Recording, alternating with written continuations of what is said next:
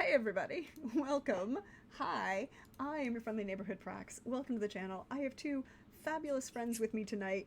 We are going to do some behind the scenes inside the RPers studio because we are without a Lindy tonight. Excuse me. We're going to go ahead and I'm going to let other people introduce themselves first. Because, whatever. And then we can do some chatting. And I want you to understand that the reason we were late going live is because we were too busy chatting backstage. It's us. It's fine. It's what's going to happen. So we're going to start with the person above me on the overlay.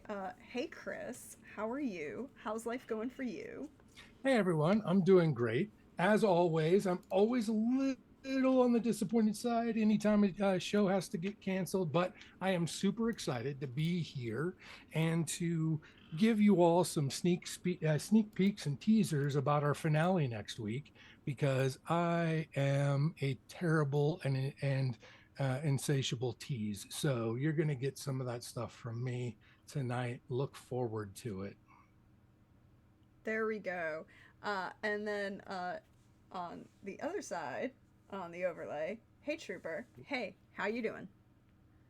Hi, I'm Trooper SJP, but I just realized something that I did not realize before, and I want to make sure that I'm correct. Maybe I'm not. Now it looks a little different, but just a little bit earlier, it looked like you had blue in like your underlayers of your hair. Oh, you mean the blue? Oh yeah, no, I have blue, and then there's Oh, it purple. looks so great. It looks so good.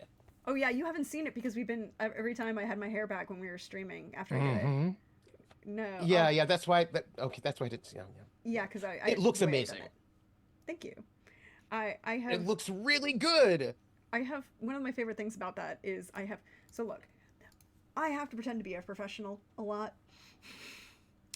And so I love walking into my hairstylist and going, "Hi, I need something fun but not crazy and something I can hide so if I have to go into a courtroom, like I look like I'm a adult on occasion." Yep, yeah. And I want to preface this on occasion. But I am your friendly neighborhood Prax. Thank you all for being here. Thanks for hanging out tonight. We're going to talk about Falkenstein and other things and just fun times and secrets and shenaniganry and us, whatever comes to mind. There will be tangents. You have been warned. And if you full Mm, mm. spoilers for the last four episodes of Truly Madly Falkenstein and probably a whole bunch of other stuff as well. So if you missed out, there's a YouTube. Hi, you can check out all of the VODs there. You can also, hi, where is it? I need this link. Uh, ba, ba, ba, ba, ba, ba. If you share this link around, our go live link from tonight, there might be secrets that get dropped. I'm just saying, we need 10, I Uh, believe is the count. 10. So we need yep. seven more. So we need seven more. Yeah, we'll if we still get that 10, we will definitely um, refer to either Deirdre or uh, Adewolf and have them spill some tea about their character. Also, feel free to put in chat and then highlight if you have a question. Just put question in front of it in chat, Oh yeah. and we will get to those as we go, because we're going to be spilling some tea, as the case may be. Unless you're on YouTube. If you try and highlight it in the YouTube chat, I'm sorry, we won't see that. Yeah, Yeah, yeah, Sorry. yeah, sorry about that. yeah. But I guess the first. Chris, do you have any questions? We're throwing it to you because you're the one in charge. You're the Okay. host. Okay. Yeah. Wait, So wait, wait. I have a question. yes, I have Okay. a go for it. question. It's a meta question. I feel like we should start with a meta question. Okay, Oh the yeah. meta question. Yeah, sure. Right. What is each one of our relationship with Castle Falkenstein as a game? I Oh. thought that would be a nice, Oh yes. Ooh. right? A good, nice starter, because I thought before we dived into the details, Mhm. overview. Overview. Highlight overview, Yeah, and then yeah, Mhm. come down. Okay. Okay. Uh, I'll yeah, go yeah. ahead and start. My relationship with Castle Falkenstein started in the early 2000s when a buddy of mine decided to run a game. The game fell apart really quick, but I fell in love, absolutely in love with the game.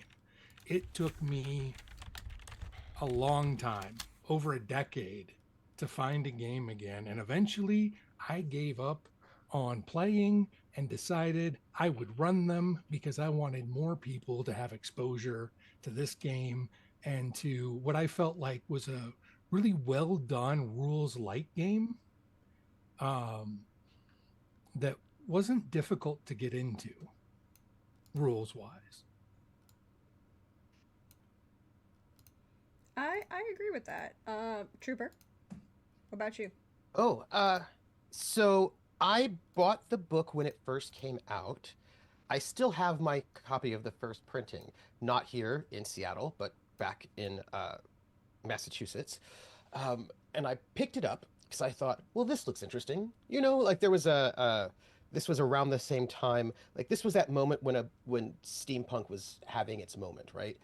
So I picked it up and I read it cover to cover, and I was like, this was, I would say, I had Cyberpunk back when, right? Um, but I don't think I played it. I had it, but I didn't play it. I think I used it for some other systems, but this would have been really like the first Artel Saurian game that I GM'd myself and really played. And I was like, oh, well, uh, this is very cool. There are so many things about it that I thought were pretty neat in terms of world building, in terms of mechanics. Uh, the thing that I loved the most was the magic system. I thought that was the coolest, loved it. Um, but it is a game that people, and I got all the supplements too. I got all the supplements. I think I have every single one of them uh, in their first printing. And, but it was one that people didn't really talk about. People talked about so many other games, but this one people didn't talk about. And what I thought was very interesting, I thought, well, that's odd. Um, GURPS did a Castle Falkenstein supplement, which had an amazing translation of the magic system into a dice-based thing, which was also really, really good. And I was like, oh, that's really impressive. I love the cards. I love some of the concepts. And it is a game that I think about a lot when it comes to the history of RPGs in terms of two things. One, recently somebody was like, hey, how come no one has ever made a game with cards? Uh, you know, since they just start, like, and I think there's been a brand new one that just started now, and it's like, Yeah, people my have making con's fit games with without a cards table. for a very long time, I very long time. But then I was just thinking about how when we talk about like the uh, the new sort of narrativist push in games, and mostly coming out of the Forge, or if you might say a little bit earlier with the British New Games movement. But I was like, how come no one's talking about Falkenstein within this context? Because Falkenstein is doing a lot of these things, um, and I just feel like people sleep on this game, and I don't think they should. That's all. So, to prove how much weird I am, I first played Castle Falkenstein at 3 o'clock in the morning in the game hall on a Friday night at Dragon Con. That should tell you everything you need to know about how that game went and where the non existent lines were in that game. Um, it was a great time. We were not playing unsafely, but there were definitely some people there who were perhaps, if they were not very intoxicated, were very tired. Right, like, because it's technically Saturday morning on Dragon Con. And Dragon Con, for those of you who don't know, the old line is San Diego Comic Con is the prom of the con scene, and Dragon Con is Mardi Gras.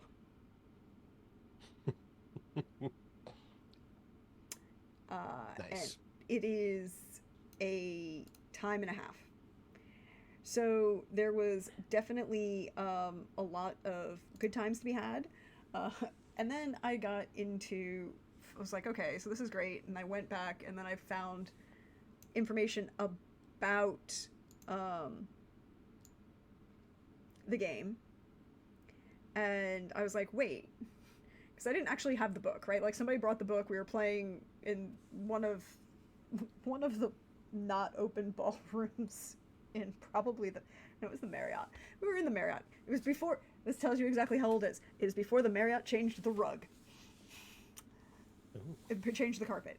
And if you want to know how weird Dragon Con nerds are, the Marriott changing the carpet led to a massive shenaniganry. But also, people now cosplay as the Marriott carpet. I kid you not. Mhm. They did a big thing for charity, and they raised an S load of money because people were like, I have to buy the Marriott carpet. Great. So yeah, we were in the Marriott before they changed the carpet, and I went home the next, went back after con. It's like, okay, I want to find out more about this game. And then I was like, wait, this is a this is a Mike Pondsmith game. Why should I? I have played Mechton and Cyberpunk. Were some of the earliest games I played that were not D&D or World of Darkness. Like, I had a bunch of friends who played those early, and then I was like, okay. So then I was like, have to go hunt this game down. And then it took a very long time for me to be able to play again. And that next game that I played again was with Chris as the GM on Simon Wandering DM's channel, which there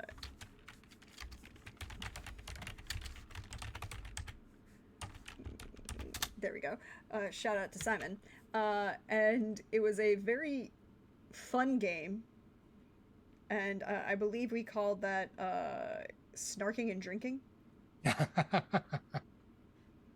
The official title was Adventures in Castle Falkenstein, but we had a lot of hashtags, and snarking and drinking was definitely one of them. We went 3 seasons, and you can find that over on Wandering DM's YouTube still to this day.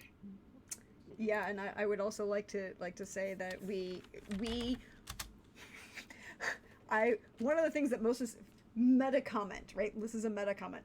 Most astonishing thing about the game for Truly the Madly Falkenstein, Chris. We have advanced multiple days. Yes, it's very true. Go back and watch those earlier seasons. We did not get out of 48 hours. Yeah, I think the first season was less than 48 hours. Like the TV show. No, that was 24. That was 24. No, but basically, yeah. The second season on the train, I think, was less than 36.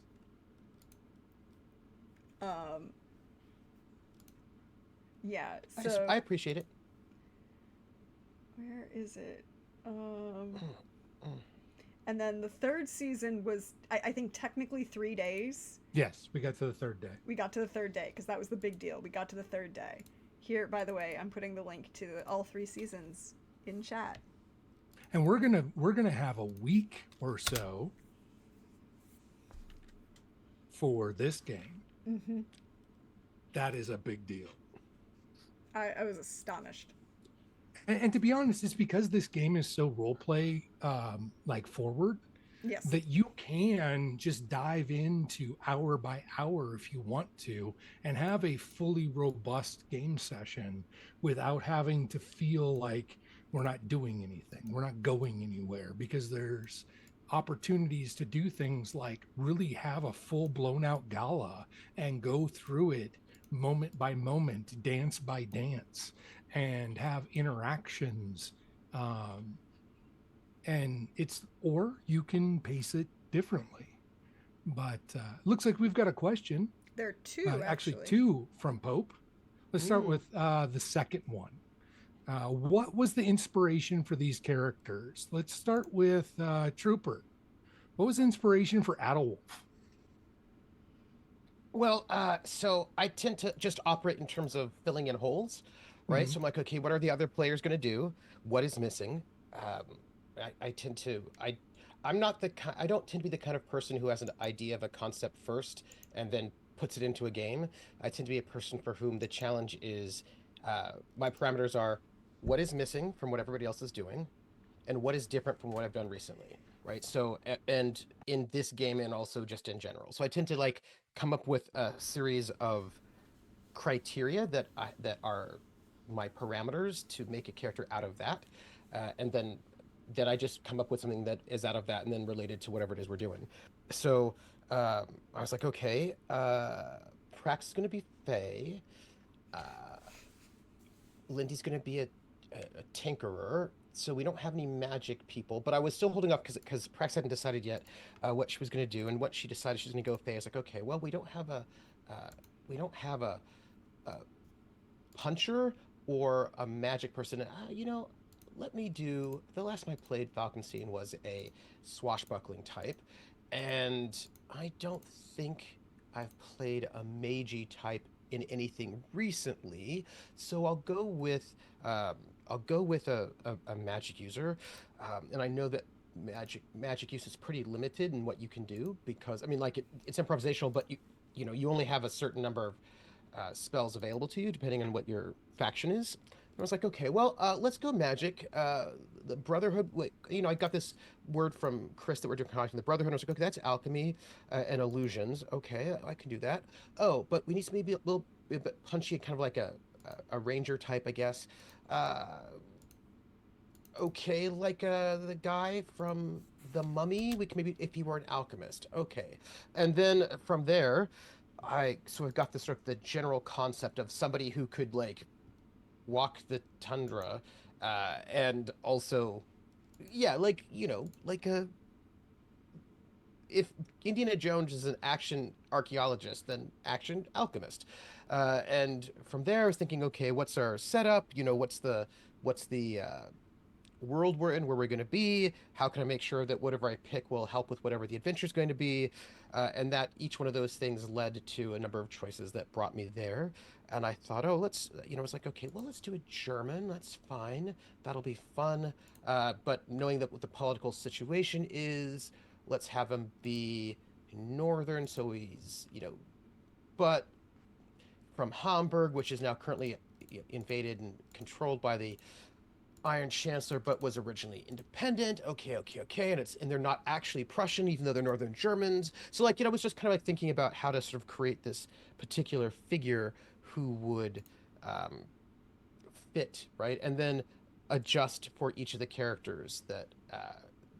In terms of like, okay, what kind of personality will mesh best with this one, what kind of connections will match best with this character and this character, and so the character is basically a conglomeration of elements and elements and trickiness that will complement everybody else at the table that I haven't done, basically. Awesome. And as I mentioned in chat, our session 0 was really a collaborative effort when it came to character creation. You all did a good job building off of one another. Lindy isn't here, so I'm going to spill a little bit of tea about how her process, as I remember it, which was she's new to Castle Falkenstein. She's never played it before. And so she went through and looked at a few different options and tried to pick something that she felt like she could get into that wasn't overly complex but was interesting, and she came up with the Tinkerer as where she wanted to go. That's how I remember it. If either of you remember anything different, throw it out there. And then the two of you kind of built off of that and rounded out the party with Prax jumping on the fairy godmother idea and then you filling in with the action alchemist. It was one of the longer session zeros I had, but it was completely fruitful. Like that's not a dig in any way. It was very like I didn't feel the time pass until I hung up and was like, wow, we really put in some work. So give us the tea on Deirdre. Yeah. So the first thing I decided is I knew that this was going to be I wanted this to be a different character than the character that I played. Very much had a lot of fun playing in The Adventures of Castle Falkenstein with Simon. Not the because the Contessa Lucrezia Sofia Travanti is a lot. She is a lot. And I was like, okay, let us see where we can go and what we can do that's going to be different, shall we say, than where we were, and like that's the other big thing is like, okay, let's um do something entirely different. So it's like, okay, let's avoid the Mediterranean because that's where the Contessa is from, specifically Sicily. And I was like, all right, let's do Ireland, let's do Fae, and I was like, because I love the way Fae in this system are, and they are not the, you know, they're not the elves you get in like D&D or anything like that. They are Fae. They are the Tuathadanan. They are beings of tricksters and variety of entirely other, right? Like they are entirely other.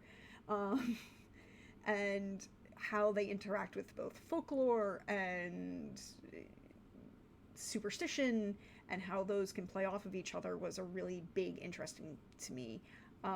So I was like, all right, let's do that. And then the question became, okay, so how do we all know each other? Because that's one of the things I like to play with, right? Like I like to play with um, having interacting and knowing where um, all of the players come from, knowing that there's some level of connections between people and at the table, whether that's um, the characters having known each other for a long time, or at least this person knows this person knows this person knows this person. And so we were just like, okay, well, I'm playing a Fae, and how did you two know each other? And I was like, okay, well, let's play off the idea of the quote unquote fairy godmother that you get in storybooks, right? Like that, and all of those grim fairy tales and all of these things. But let's see, what would a fairy godmother be in Falkenstein? Murderous. The answer is murderous. Because Yeah. like they come out the gate where you're like, oh no, they are going to be darker, and it's a lot more fun. And then the question was like, okay, so I'm playing a Fae noble, which basically means there's this level of age that comes with the character. So it's like, okay, I can have been fairy godmother to how many generations? Let's just play with it. And I was like, we're gonna have fun. That was my point. We're gonna have fun with it.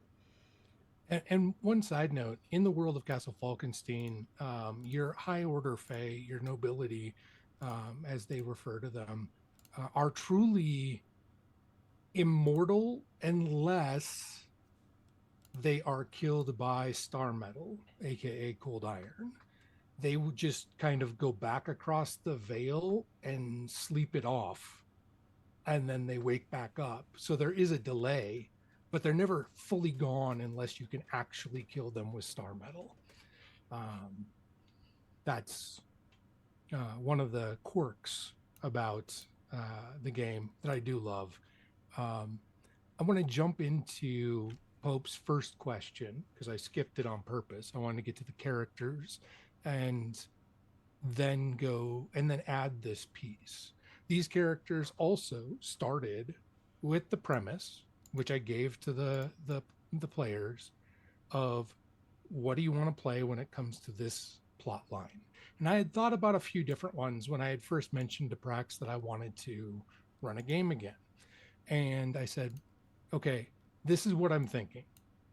Classic mad scientist, infernal engine, which is what they mean by like world destructive kinds of technology, gonna hold the world hostage. Who do you want to play in that or with that plot line? And that was where everybody built off of. Is also one of the inspirations for Lindy to choose the Tinkerer, and actually to make them a rival of the person who is the main villain of this particular story arc. So I tossed out the general bit there. I came up with a name in session 0 because I wasn't sure if we were going to go forward with that or something else. And built upon it since then. So, any other what were before we move on to the next question, what was your initial impression of the premise that I put forward? Let's start with Prax this time. Um, Impression? I mean, like, I I kind of go with the thought that it's like, oh, okay, so there's going to be this level of heist, but some level of mystery, but a play against powers, right? Like, because that's the other really interesting thing in my point of view about how this world is set up, with how the setup for Castle Falkenstein is as a game. You come with this baked in world that is an alternate history of our own universe, but the added twist of both fictional characters and their authors are real simultaneously. That you have this core tension of the world politics between the Prussians trying to push their own advancement and then the French and the English banding together to go against them. But you also have the hi, there is a world crime league and Moriarty is a supervillain, right? Like, there are supervillains, but there's also the world politics of the situation, and so those two things interacting and both positively and negatively with each other are so intriguing to me. And then you get things like, well, if you just read the core rulebook, oh, the Europeans are the heroes. Not quite, but they're more heroic in their own viewpoint. And then you get into like a bunch of the interesting supplements where, hi, let's talk about the weird shit that an interesting thought experiment that is North America that Mike Pondsmith created for this world, or everything that's going on in Africa and Central America and all of these kind of things that are twisting and working against each other. Because you're like, yes, the Iron Chancellor Bismarck is evil. Yeah, we can call him that. But at the same time, it's not like the English are really that great. And I'm like, ooh, wait, I can really play into, hey, Werewolf Feels, welcome in, thank you for the follow. You can play with a lot of very interesting politics, but also like, we are heroes, except for maybe Lindy, who's on that level of like the character that could be a hero or could be a supervillain, and we'll just get tipped which way or the other. We're literally playing characters against a supervillain, but at the same time, we are also characters playing with politics of this world, and that so intrigues me. Love it. Trooper, how about you? What was your initial impression with what I proposed? Oh, well, it seemed to me like we were going to get a real pulp romp, very Flash Gordon, Buck Rogers, uh, uh, Doc Savage, sort of bold heroes fighting a diabolical mastermind to maybe Quartermain, right? Like it felt very much Ooh, like that yes. kind of vibe, and I like yeah, the Andrew Quartermain reference. Thank you. yeah, and I was like, oh, yeah, I got this, right? And I was like, oh, cool. So I was looking forward to some uh, swashbuckling, high octane, pulpy goodness, and so that was I was like, oh, nice. I was like, I don't think I've done that recently. Nice. That was my first impression. That kind of got that vibe, where you could imagine. We didn't because that's ridiculous. But where you can imagine a sepia map pop up, and then the red line like dot starts in Amsterdam and then just starts traveling across the map to Oslo, right? That little graphic shows up as I people should just have done that animation. no, that was ridiculous. You can't do it. But the point was, in my mind, I imagined Why? it. That's all. Why? It would not have been ridiculous. I just should have. I did not have It would have time. been extra. It Okay, would have been extra I would extra, is all I'm accept. saying. Extra is Okay. not ridiculous. No, it's true. It's true. It's true. I'm just saying, I just saw it in my mind, that kind of like, da, da, da, da, Mhm. right? Yeah. And there's like a big horn fanfare. And that was what I was thinking. Awesome. You mean the moment that is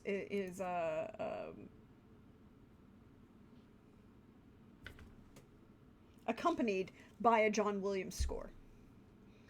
Absolutely 100%. For sure. 100%. Uh, yes.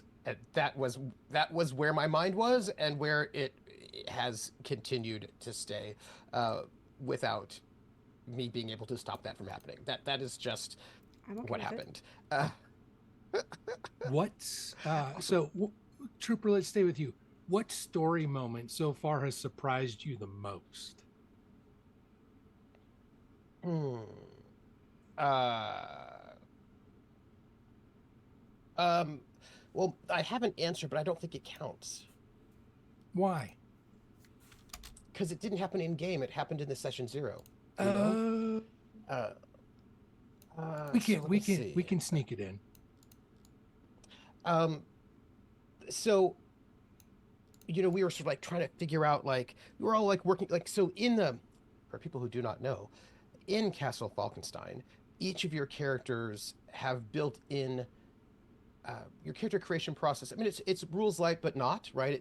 Yeah. It's got some good well-grounded mechanics, and the character creation process involves also creating. Everybody has a rival, like a nemesis. You have secrets, and you have to have like social goals and like a bunch of different things. And I was like, okay, I think I'll make a character who is who is in love with Lindy's mother. That'll be a good connection because my character is basically about the age of Lindy's parents. Lindy's the youngin. Uh, and I was like, oh, that'll be cool. And so I was like, think about that. And I mentioned it. And then Lindy was like, right, but my parents are perfectly matched and there's no trouble there. I was like, oh, my character's delusional. So like all of a sudden my character who I imagined as being sort of a slightly more serious romantic character, I realized, oh, actually, no, he's not. He's sort of comic relief now, right? So I switched the. That was like a moment where I just learned something new about my character, and saw them in a whole different way, just like in that one moment.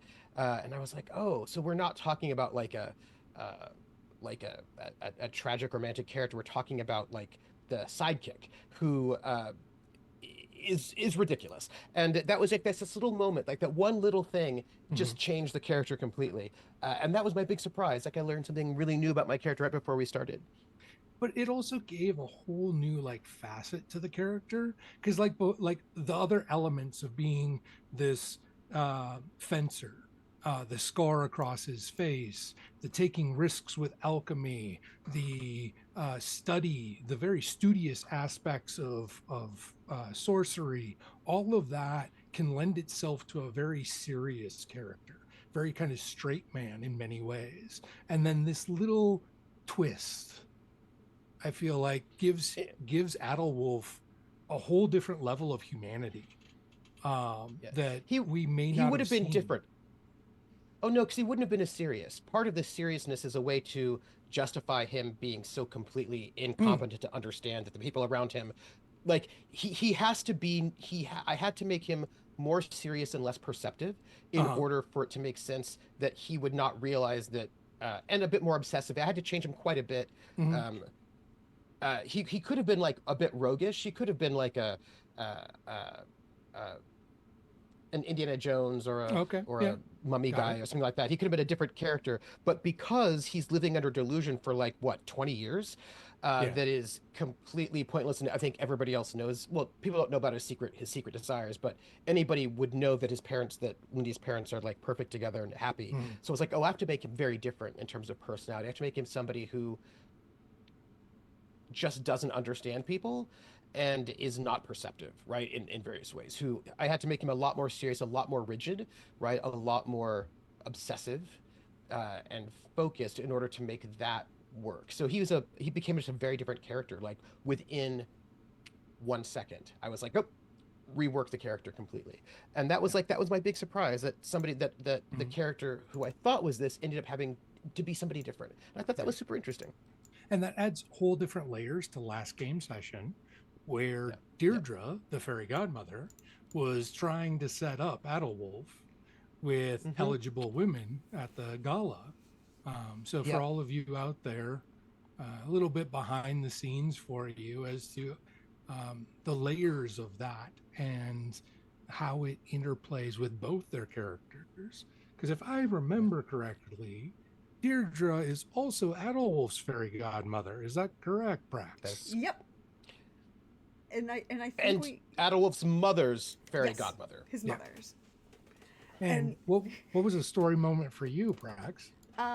So I think it ties into actually that same kind of point for Adolwolf, but slightly different. So we had set up this moment in session 0 about like, okay, we're gonna play this off as this. Adolwolf is now going to be this character who's tragically in love with Lindy's mom. Well, we go from tragically to comedically. But in his own mind, tragically in love with, right? Like from the outside, it's comedic, but from the inside, it's tragic. Yep. And so there's this moment of like, oh wait, this is what, and this goes back to that same kind of point you were just having about like the Deirdre playing off this like, oh, you've got us going to a ball, great. I have a young gentleman we need to help, right? Like, and because in it, as much as Adolwolf thinks in my head, and you can play this off however you want, it's like, as much as Adolwolf has hidden that romantic and attachment, I don't want to say obsession because I don't think he's in the same way as like a negative obsession, right? Like he's not stalking her, he's not calling out her husband for an excuse. Yeah. And there's a level, whether that's true or not, in Deirdre's perception of Deirdre knows that there's this level of a romantic attachment that is a little obsessive and aggressive, but not aggressive, obsessive but not aggressive is what I should say, and that he and from Deirdre's perspective, he has put Zephryn's mother on a pedestal, and it's like Deirdre, who was the fairy godmother for both his Adolwolf, his mother, Zephryn, her mother, and a whole bunch of other people. Like that's the network that she's grown over the centuries is through these acting as fairy godmother, right? Is like she recognizes that Adolwolf has put this woman on a pedestal and is like, okay, we need to, is he doing this because he knows she's unavailable, or is she, and therefore can idealize her in a way so that he can separate himself out in a way that he doesn't actually have to address any of his own issues or his own romantic attachments? But she's like, wait, we have a ball coming up and we're outside of his normal haunts. I can introduce him to a bunch of new people and maybe break this, right? Like she's like, she doesn't want to break him per se, like that's not what she wants. What she wants is like, she's seen this before. There's let me try and do something that I think can help multiple people. And I would also like to point out, she might be wrong, right? Like that's entirely possible, because again, she's not human, and Faye Faye perception of human interactions and relationships are very different than reality. So there's this level of like, he's just obsessing about this person that's unavailable because he actually hasn't, he has some unspoken desire that isn't actually socially acceptable, so he's put into his own mind that he has to focus on this one person who, well, as long as he obsesses with her, she's actually happily married and therefore never attainable, and the person who he actually is romantically attached to in the hindbrain, who is socially unacceptable, is not available, and like, let me see how we can work around, like, that is what she's going through.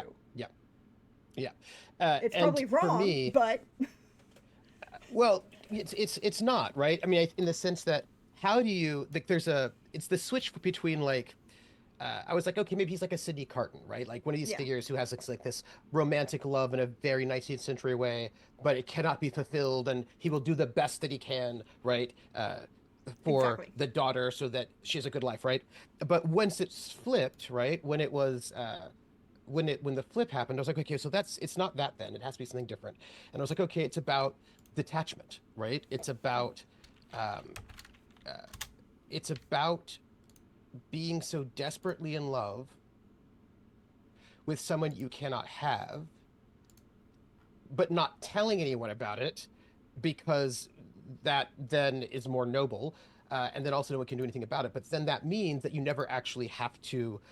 Well, I mean, you're in love with somebody who's in a different country, who's In a different country, unattainable, that you do not interact with. and who is at least 20 years older than you are, or at least 15. No, we're the same age. No, we're the same age. I thought she was older Yeah, than yeah. you are. Mm-mm. Adolf is the same age as Because Zephyr's mother. I think because maybe not 20 years. I thought she was a couple years older than you. She might be she's like one two or or three, something. Okay. yeah.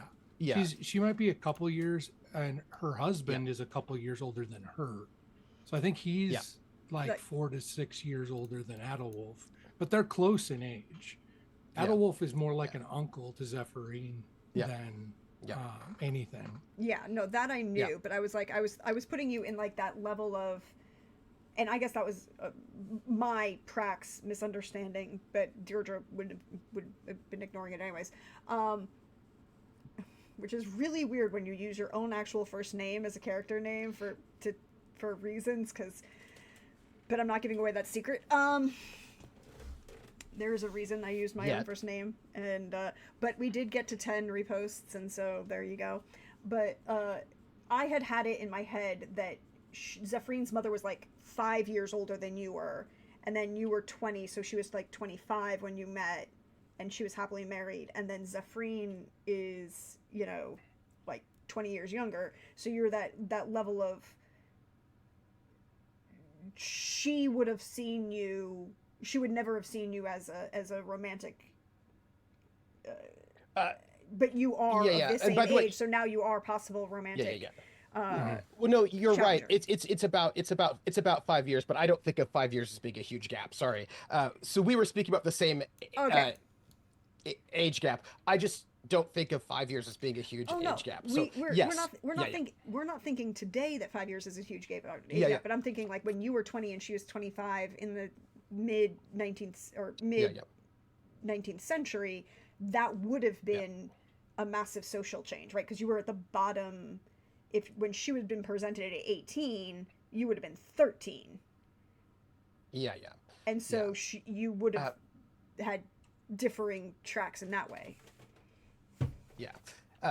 But I think that the only way you have a character, if we're not going romantic, right? The romantic character, in the 19th century way, that spins, because he's like what it is 1887 now, 88, and so he's like 88. Yeah, so he's like 42 years old, right? And who has never been romantically attached with anybody, because he has this. What's the word that you said? What is the word that you implied, Prax? Excuse? I used the word excuse. Yeah. I don't know if you used the word excuse, but you certainly implied it, and I don't think that is incorrect with the new translation, right? With the new swap. It would have been something different, but this time, right? It is now. It is more of an excuse not to engage. Yeah. All right, I'm going to interrupt our questions for a moment, and I am going to release a secret letter in I thought you were going to release the Kraken. Advance of next game session. This is the secret letter to Lady Deirdre, the fairy godmother, the murderous fairy godmother. By the way, I do want to say that I would like, after you're done, Prax to answer this one question, because my character had a flip from being like a 19th century tragic romantic character to this other kind of character. But Deirdre also had a flip. Deirdre was not originally fairy godmother, and I want to hear about that after the letter. I just am Yep. putting it Yeah. out there so that we don't forget Yep. it. All right. Also, So, there was also a character creation flip. yep. Uh, and then I'll talk about one of the session 0 things that changed how I approached the Mm. plot. So, but here is the letter. Lady of the Emerald Isle, may this letter find you happy and well cared for. I am writing to you in this less than conspicuous manner due to the current politics in play. As you know, I have always stood for an independent Ireland, and even though I have compromised on occasion in hopes to make more permanent gains towards our independence, I fear that all of my efforts have been in vain. The British Crown continues to assert its dominion over our fair island using any means possible. The latest maneuverings have been capitalistic, with British wealthy buying up businesses and land at a fraction of their value due to the meddling of London. The most notorious offender of this practice is Steam Baron Sir Robert Bronstone. I am aware that you are already acquainted with his treachery, as he is responsible for the demolishing of sacred ground important to you. Negotiations with London, and more specifically with Bronstone, have stalled, if they are not completely dead. I am desperate. I beg of you, Lady Deirdre, change the heart and mind of Sir Bronstone, and if that is deemed impossible, stop him at any cost. All of Ireland is in your care. Sincerely, Charles Stuart Parnell. Yeah. Look, she could change his mind, but she might just murder him. The option is up to She's you. murderous fairy godmother. I mean, you know. There's a lot of implication about why she, like, Purnell is, no, she wouldn't be murder Purnell. By the way, this is 1888. We are not yet to the problems that Purnell will have. No, not quite. No, well, the biggest one. Yes. He is still very much on the side of Ireland. Yes, he is still very much on the other side of Ireland, and he's not going to get. He doesn't have the unfortunate social stigma that he currently will eventually get, which sucks. So, now to the question that was posed. What was the flip that happened in session 0 for your character that turned them into the godmother that we get to see in these episodes? So, similarly to Adelwolf, there was originally a level of tragedy built in, right? Like, there's always there's always a lot of tragedy. Look, Trooper and I can play tragic characters really, really well together, and then Lindy shows up and comedy will just happen. It's true. In the best way possible. Like, we could make the darkest, most tragic, angst-ridden figures, and then Lindy will show up and comedy will happen. And we're not bad about it. Nope. So it's like, okay, so how did, and this led to the question of, like, goes back to my point, one of the things that I try and do with every character I create, how do they know everybody else at the table? How are they connected? Where are we going? And this level of, okay, well, how do I know Adelwolf? I want to, play off with that. And then this started with, what is her actual goal? Like, why is she hanging around a bunch of mortals, working with this lodge, right? Like, because that was the original premise, is like, we're going to be working with this lodge. Mm-hmm. Why is a high noble fae working with you? Especially a small, like, offshoot lodge. It's not even one of the primary ones that signed on to the compact. Yeah, and so it's like, okay, so there's some level of, she is out of favor or out of with a political problem with Oberon. It's like, okay, so now we've got the problem with Oberon, which I kind of almost feel bad for how bad we're being mean to Oberon, but then I'm like, no, man deserves it. He deserves it. He know what he did. Although in the book he's framed as a hero, I will just note it. He's one of the two positive, Positive. three positive He's NPCs. True. Three powerful positive NPCs. I would like to premise this because Yes, yes. because there are other NPCs that are less powerful and therefore Yes, whatever. yes. But you have to stop. They don't get to narrate a book. But they don't get to narrate a book, and have his word be taken as the be all and end all. And that's when I started going, wait, what is Oberon's actual inciting incident for us as the... Okay, so for those of you who don't know, Castle Falkenstein, the premise of the book Castle Falkenstein, like the actual rule book, is that it is a novel. It is a memoir, not a novel. It is a memoir of Tom, who is Mike Pondsmith's friend and a fellow computer developer in the 90s, who gets spell-napped through a portal to this alternate history Victoriana, right? Like, okay, who's doing the kidnapping there? Oberon. And the other guy, Morlun. And Morlun, the two of them who together. is Merlin. He's really not subtle. And Oberon is spelled Auborun, right? Like it's spelled the other way instead of Obern, which is Shakespeare's version. But okay, so you have Oberon. He is Lord of the Fae. He is the High Lord of the Fae. And then you go and read Oberon's book, and it talks about the history of the Fae, and it talks about like the fight between the She and the Unsi-She, and you're like, man does a shit ton of his own PR, right? Like there is some spin if you just look at the like minor steps along the way. And it's like, okay, so what would happen if you had someone who was almost as powerful in Fae terms as Oberon, but isn't as powerful within the society of the present day in Castle Falkenstein, right? Because it doesn't matter how much a lot of the demi-mode and the adventurous and all of these other like positive representations of women doing things that were against society's norms are talked about in our characters that you can play in the game.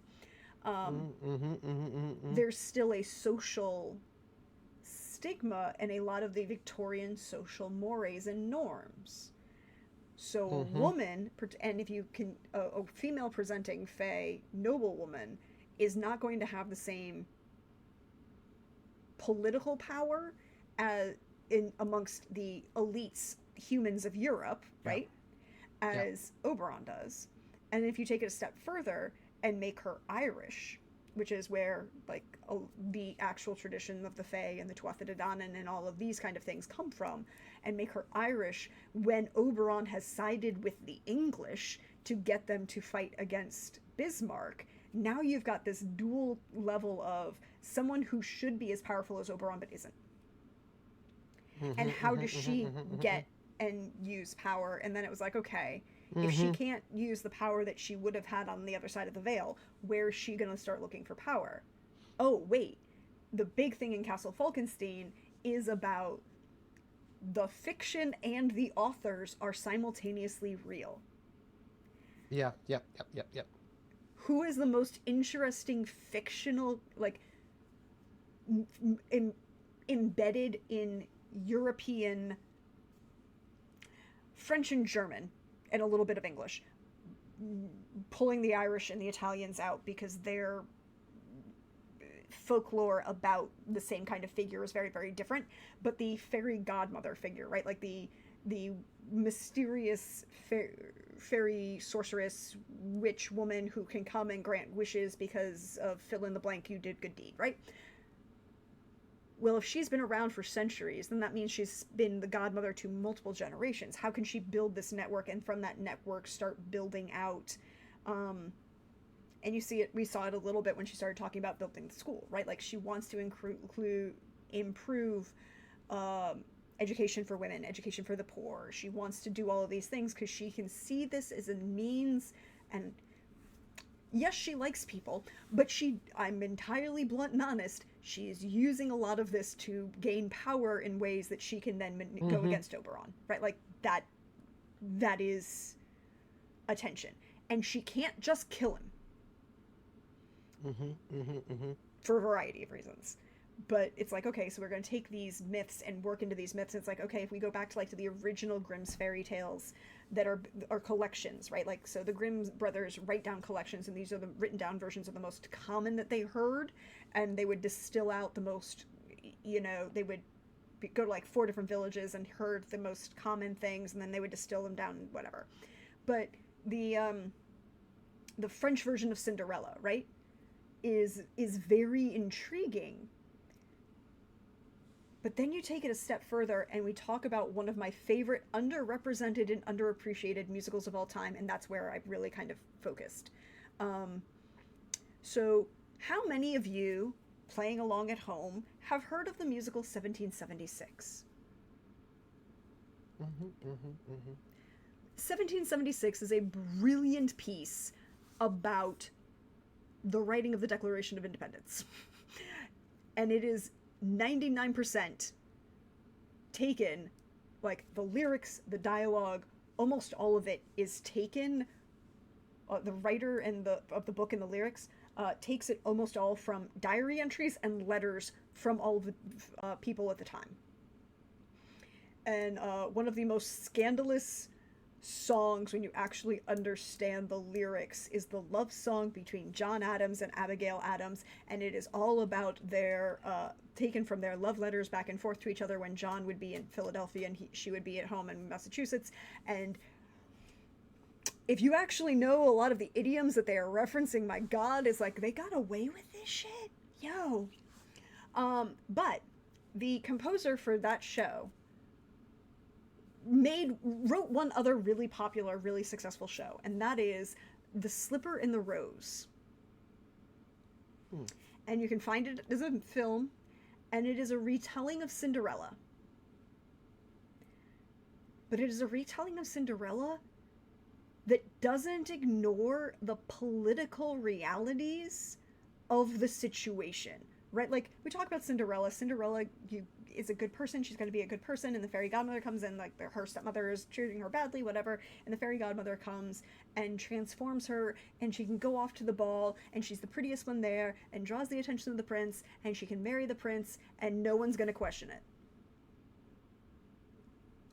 And The Slipper and the Rose dares to posit that the whole reason the ball is happening is because there are these political tensions and rising, because it's set at like the end of it's set in a mythical country that's kind of like in the end of the 18th century, like just before the French Revolution, and this rising tension among nations, and they're like, we need to marry our prince because we have to do this for political reasons because we don't have a standing army. What happens when the prince is like, I want to marry this peasant girl? Oof, awkward. So it does a lot to talk about these kind of things. Also, one of my favorite songs in that show, if you can go look it up, it's the song where it's the prince's song in Act 1, where he's introduced, and he's talking to his best friend, and boon companion from childhood, right? Like, they're all there.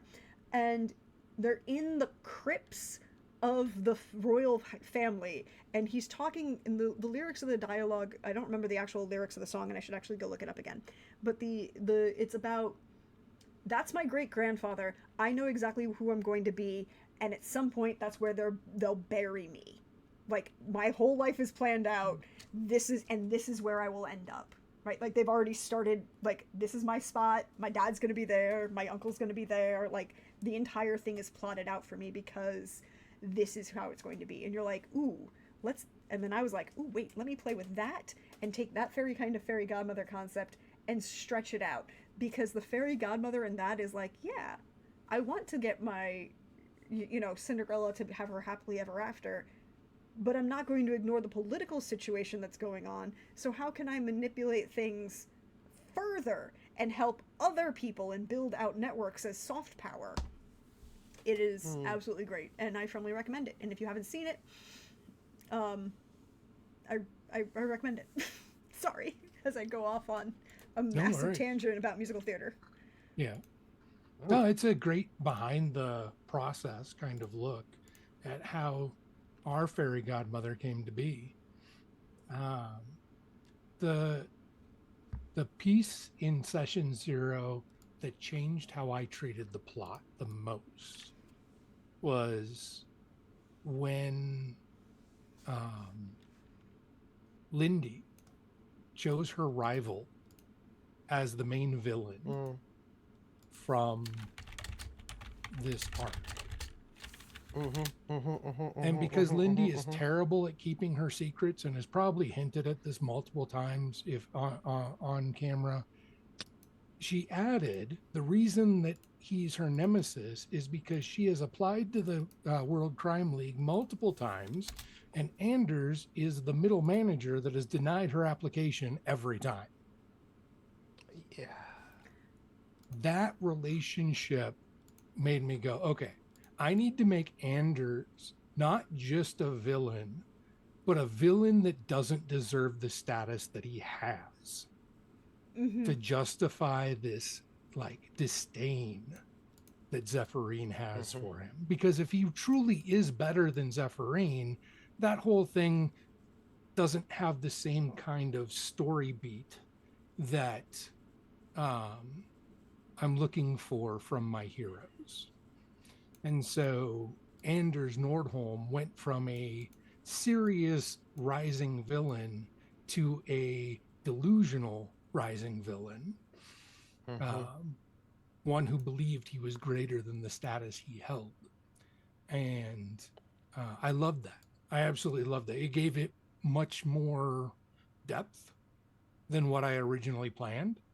And I'm here for it.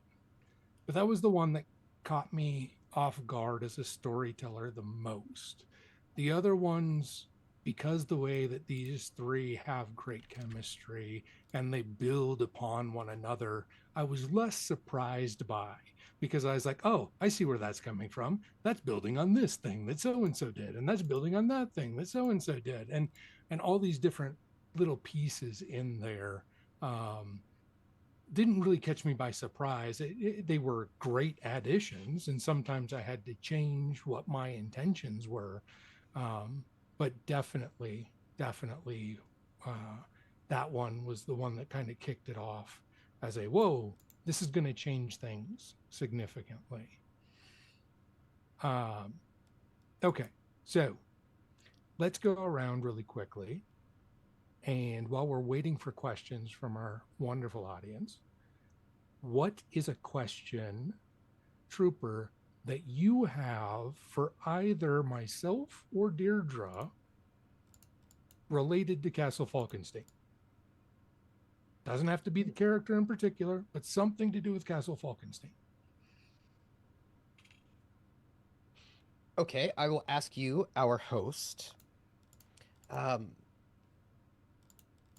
Castle Falkenstein has the main book. It's Mm-hmm, got the amazing supplement Kamifo, which is amazing. mm-hmm, And one of the newer things that have come out from it's because there are new things that come out for it. yeah. There's a Polish company. Anyway, was this collection of optional rules, Mm-hmm, and you have used some and not others. Like mm-hmm, I would love to know your which. I mean, I know, but I thought it'd be really nice for you to say also for our mm-hmm, audience which optional rules you've used and why. mm-hmm. Okay. Well, in this game, some of the optional rules that we have used is how many cards you can play based on the level of um, your skill. Another one was that same color but offsuit counts as half. Mm-hmm. Um, I have used the same color but offsuit before for games where people have, or when I'm playing with people who I know the players well enough. They really want to feel like they're being successful. And unlike D&D, where there's a lot more rolls, there's a lot more skill checks, this game can go a whole session without a single one, depending on the group. So I wanted to make sure that those people, when they did interact with their skills, got the most out of it. And in this case, it was a recommendation actually by Trooper on using the one that kind of like, limits the number of cards you can play. And I really like how it played out. And I think I'm probably going to use it going forward, because one of the things, there are two things that happen that I as a GM sometimes struggle with, and players sometimes struggle with. One is they hold on to cards too long. They'll have this, king, queen, joker, ace, whatever, and they're waiting for the perfect moment to play it. And then at the end of the session, if they don't get to, they have this level of disappointment because they held on to it all session and never got to actually, utilize it. The other one, Not this last session, but the session before I had both jokers. Not this last session, but the session before. I just didn't use them because we didn't have any draws. Yeah. But I just had them hanging out. I had both jokers hanging out. Yep. And that can be disappointing for players. On the flip side, I wasn't disappointed. On the flip side, though, some people will just call for a skill check so they can dump their hand if they have all low cards. Yeah. And it's just a way for them to get a new hand. I'm not against it if that's how things are, but I'd rather it be on like my storyteller stance on skill checks or anything that requires a check of some sort, a roll, a pull of a card, or whatever. I want it to move the story forward. And if you're just dumping cards and it's not actually affecting the story, even in a minor way, it's just there to happen, I feel like that lets the story down. And so I really like the idea that you have to be at a certain level of skill to be able to use all your cards, which might also encourage people to use more cards when they can, rather than hold on to them. So those are the two that we've used in this game. I have used alternate rules also for this game with skills. They combined some of them, including tinkering and invention used to be separate skills, but they've combined them as one. There used to be other education-related skills like natural sciences, and I believe there was one other. And they've put them all under education just for simplicity's sake, rather than separating out a couple here or there. And those mostly came from supplements that then got worked in and eventually got folded in. And so like some of that, so you don't have to remember how many different skills there are, because there are a decent number. Some of that simplifying of the skill set and broadening of what the skills can cover, I do enjoy. Because it's makes it more approachable for new players, if that makes sense. That's an excellent question. Thank you. Deirdre. My pleasure. Do you have a question for Trooper or myself? Castle Falkenstein related.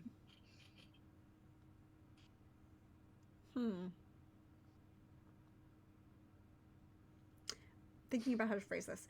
So, because I am here to stir pots and cause more drama, as is duly noted. What is one thing that you like about the system to cause that drama? That you can have mechanic that you have used to facilitate not the drama in the high sense, but the drama in the low sense, because we want it. Who are you directing that at? I'll throw it to the table. Whoever wants to take it. Trooper, after you. Oh, no, you're the GM. You go first. Okay. One of the things that I use the most to facilitate drama, especially in the low sense, but also across the board, is the journal, which is the character sheet.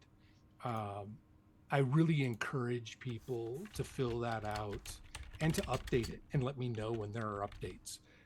So that way I can really dive into the things that matter to that character, and I can tease them. I can layer in things to kind of instigate those moments or those aspects of their character. The more that they share in there, the more I get to play with in the story. NPCs and the relationships of those NPCs to other NPCs, the associations, because Castle Falkenstein has secret societies, government politics, the sorceress societies, the Fey politics. There are so many different social forums of different sorts, social clubs.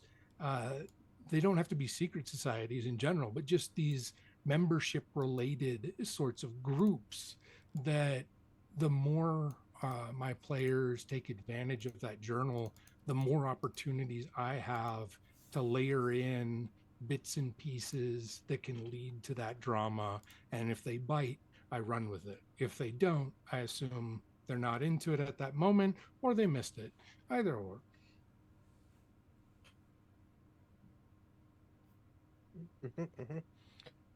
Uh, I think, I mean, me, in order to help stir drama, I just mostly yes Mm. and that will also sometimes involve making my character um,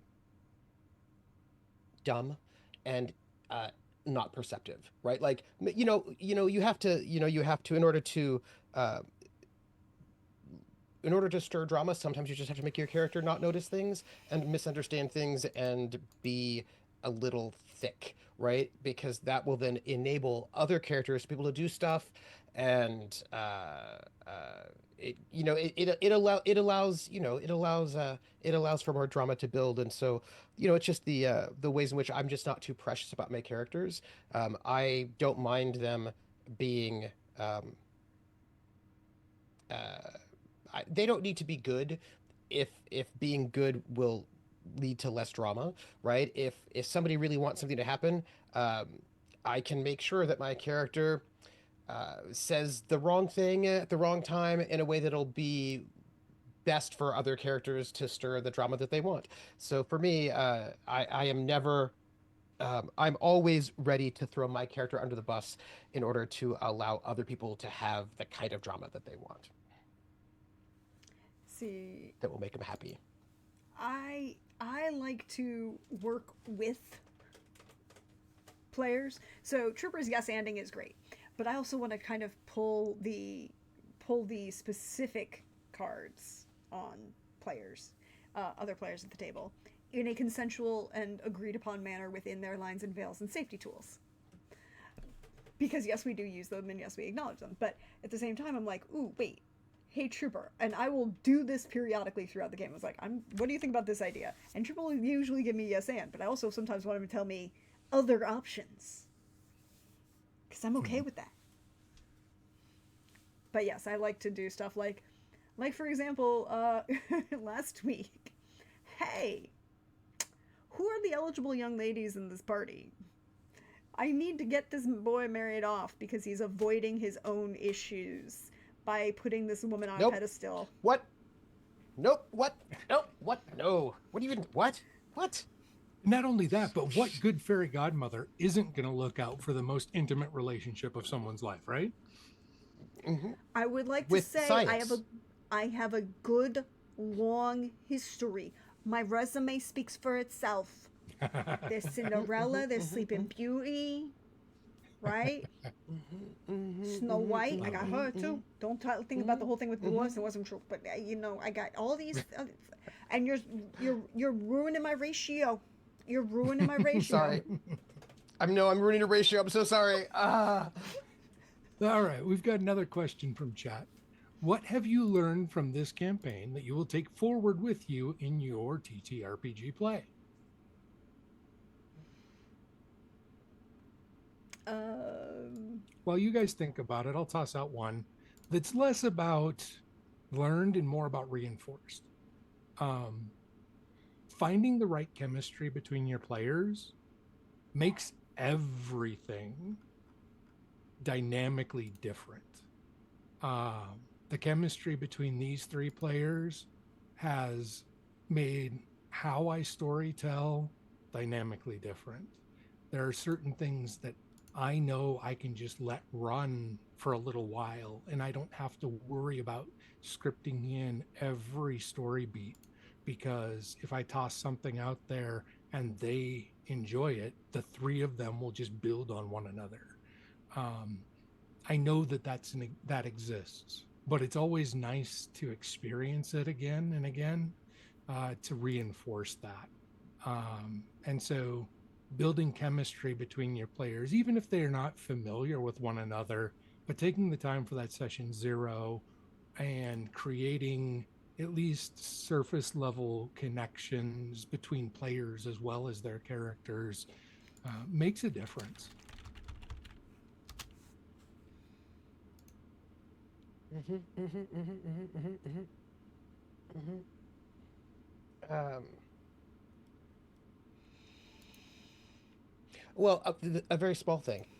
I uh, learned about the half off for same color uh, optional rule, and I love it, and I will definitely be keeping that one moving forward. I love that one. I think that's a It's a good lot one. of fun, isn't it? Uh, yeah, yeah, no, it's really good. It's really, really good. I like it a lot. Um, yes. Oh, also, I like your personal house rule for when helping. A person who helps can put down a card and then take a card that was there, right? Replace a Yeah, card, yeah. which uh, which is good because in conjunction with the you can only play so many cards from your hand based on the level of your skill, Mhm.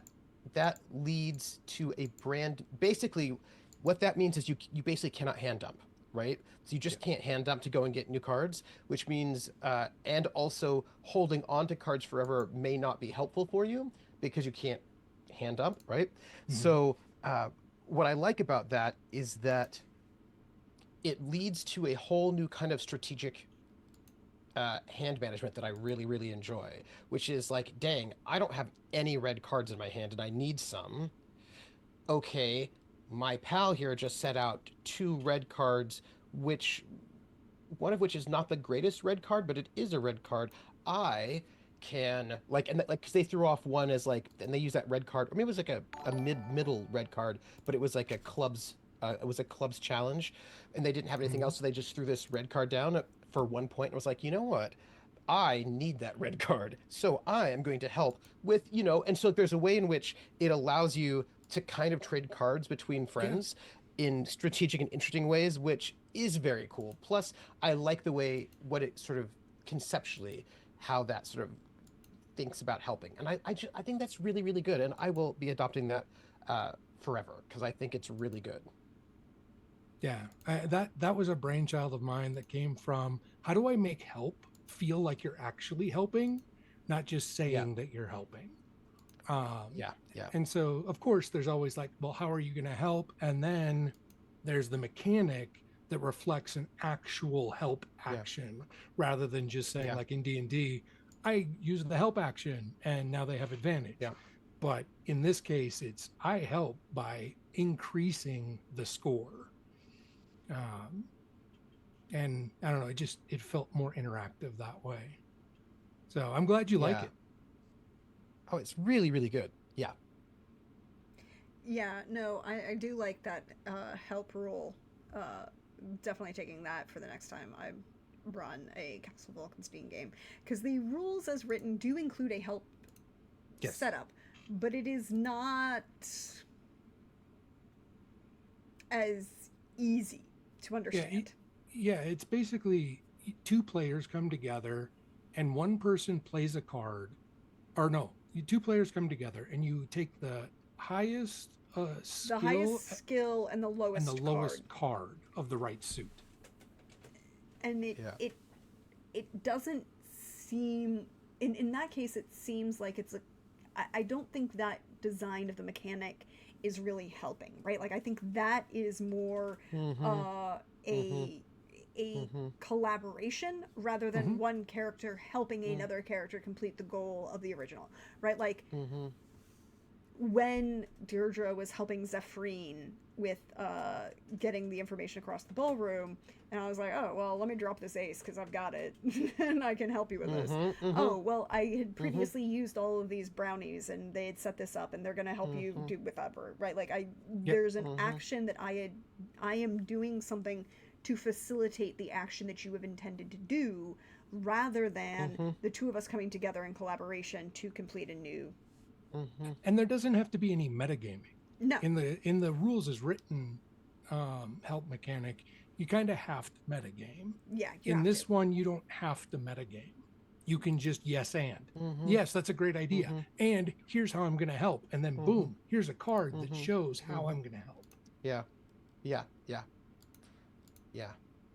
And what's fun about it is that if you wanted to, because I'm always uh, there are different kind of there are people who really care about story, and for them that means they don't care about mechanics, right? Like they see story and mechanics as being in opposition, and that mechanics get in the way of story, and they sort I of just don't like mechanics. I don't like Um, I don't I feel sad for those people. you know, but I do not see these things as a binary or even in an Hmm. opposition in any way. I see them as being, right, like the phrase ludonarrative dissonance is about when the mechanics and the story don't mesh, which means you can have ludonarrative consonance when they do. They don't seem to be uh, oppositions to me at all. So my point is, I really like it when the mechanics themselves are uh, are part of the story, right? Are the story. They those things are not separable. And what's cool about your help mechanic is that because the suits all have qualities associated with them, Hmm. right? Uh, Diamonds are the mind, uh, hearts are the emotions, uh, clubs are physical, spades are social. Yep. Uh, I could always look at the card that I want to play and go, oh, this is a club. Hmm. How could I take a physical, and that's a physical card? Maybe I could think about my help in terms of physicality. How could I do that? Right? Like, you know what I mean? Like, there's a way in which you can just keep adding those things together to like in really cool ways, right? Like, oh, well, I'm going to play a spade here, which is social. What has my character done?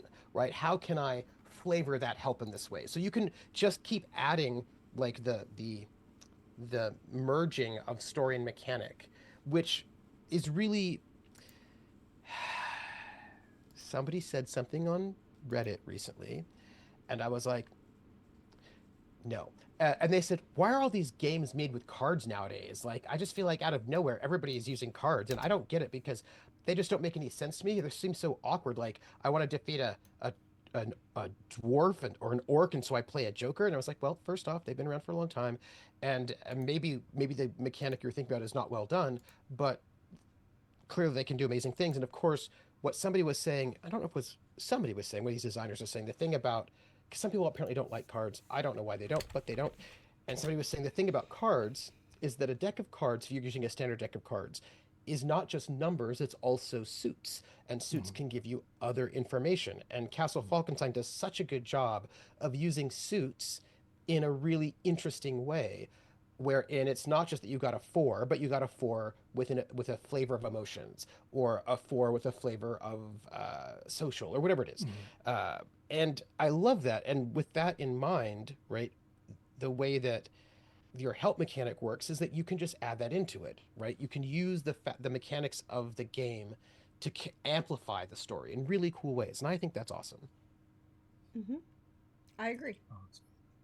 Um, Prax, what's something that you've learned from this campaign you're going to take with you in your TTRPG play? well, I was going to say the help mechanic again. We talked about that, like that It's really the way good. in which the mechanic really kind of intricates. But I also really liked the way in which we've kind of flavored um, certain things, uh, and paid attention to a lot of things, because Trooper, Lindy, and I are very much role players for whom we can go down a rabbit hole. And what do you and that was like, I loved the fact that I threw out this idea to Trooper in the middle of the session 2, and I was like, okay, wait, what language are we speaking? Like, what is our common language here? Where are we going from that? Okay, we're going to follow French. 90% of our conversation is in French. Okay, that's going to inform what we're doing. Or, what dances are we going to, we're talking about specifically who's dancing what time period is that we at. We are that level of nitty gritty, and I love it so much, and I thank every one of you for it. Yep. All the time. It is one of my favorite things about playing with both of you, and Chris as well. But actually everybody who ends up playing with me a lot, it's the same thing kind of thing. But I'm also going to definitely probably take that level of really two things. It's a behind the scenes thing, but I'm going to use the hell out of them because they make sense to me.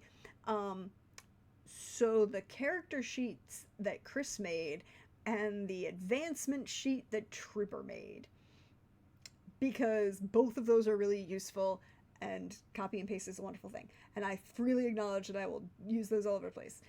If you don't know, if you've been watching along, you'll know that to advance in a skill, you have to have 8 critical successes in that skill, and keeping track of that can be somewhat difficult. Trooper made a thing. It is a very nice thing. It's a very useful thing. I'm keeping the thing. The thing is useful. I'm gonna make it better. The thing is, what I really want is I want checkboxes, but Google Sheets is not really. No, Google Sheets doesn't do checkboxes near as well as Excel does. Yeah. Unfortunately. So but I'm gonna make something. But right now we've got to work around. I'll keep. Like, we have a temporary fix, but the concept is very unique, and I'm keeping that. Yeah. I'm also keeping the way that Chris has designed the character sheet, because it's very useful and easy to read. And the biggest problem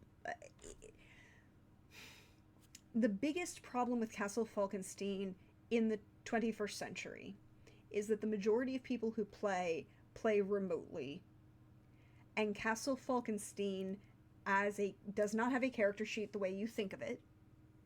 Everything is questions based in your own journal, which is really great, because I'm the type of person that will,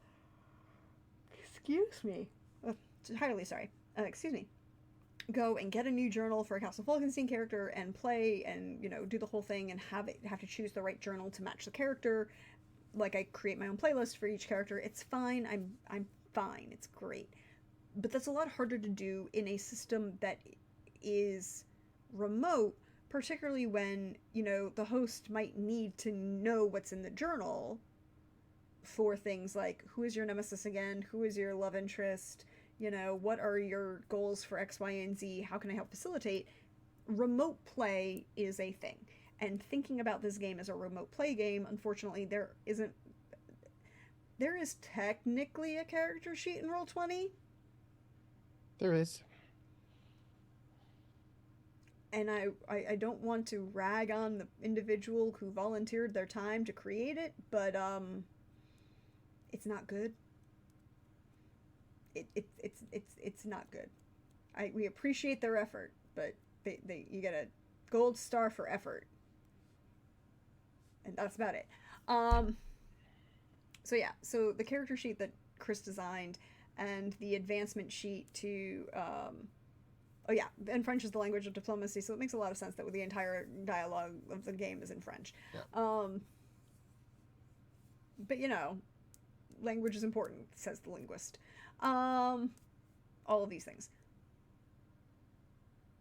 But I think this is a good place to take the break for the evening.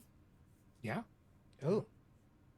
Yeah, let's take a short break. Okay, but then we need questions in chat, though. Yes, leave us questions in chat. When we come back. Highlight your question. We'll come back with more questions. I have a couple things I want to throw to the table, because, it's us, and we're going to talk about random shit. Mm-hmm. I'm looking forward to it. I have a question for the audience, but I also need more water. So stretch, bio refresh, do all those good things, and we'll be back in about 8 minutes, everybody, and we'll see you in a few. Mm.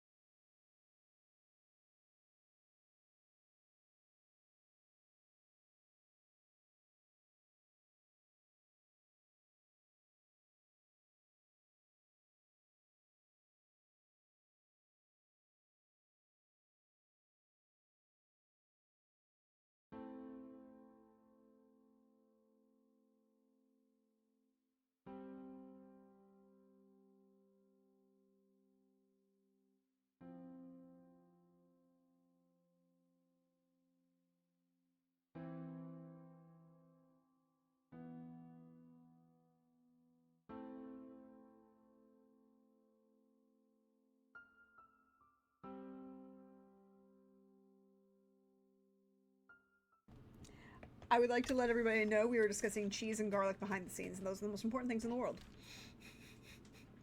It's true. And bread. I mean, And bread. and bread. And bread. And bread. Yeah. And those are Again. always.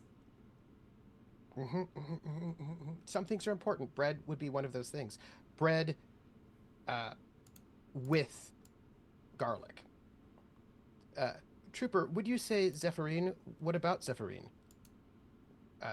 Would I say that Zephyrines' mom has something going on? I would absolutely say that Zephyrines' mom has got something going on. 100%. I mean, that is obviously true. Obviously. I smell a song parody coming from Hawkeye. But I is it, would I mean, also it's just say true.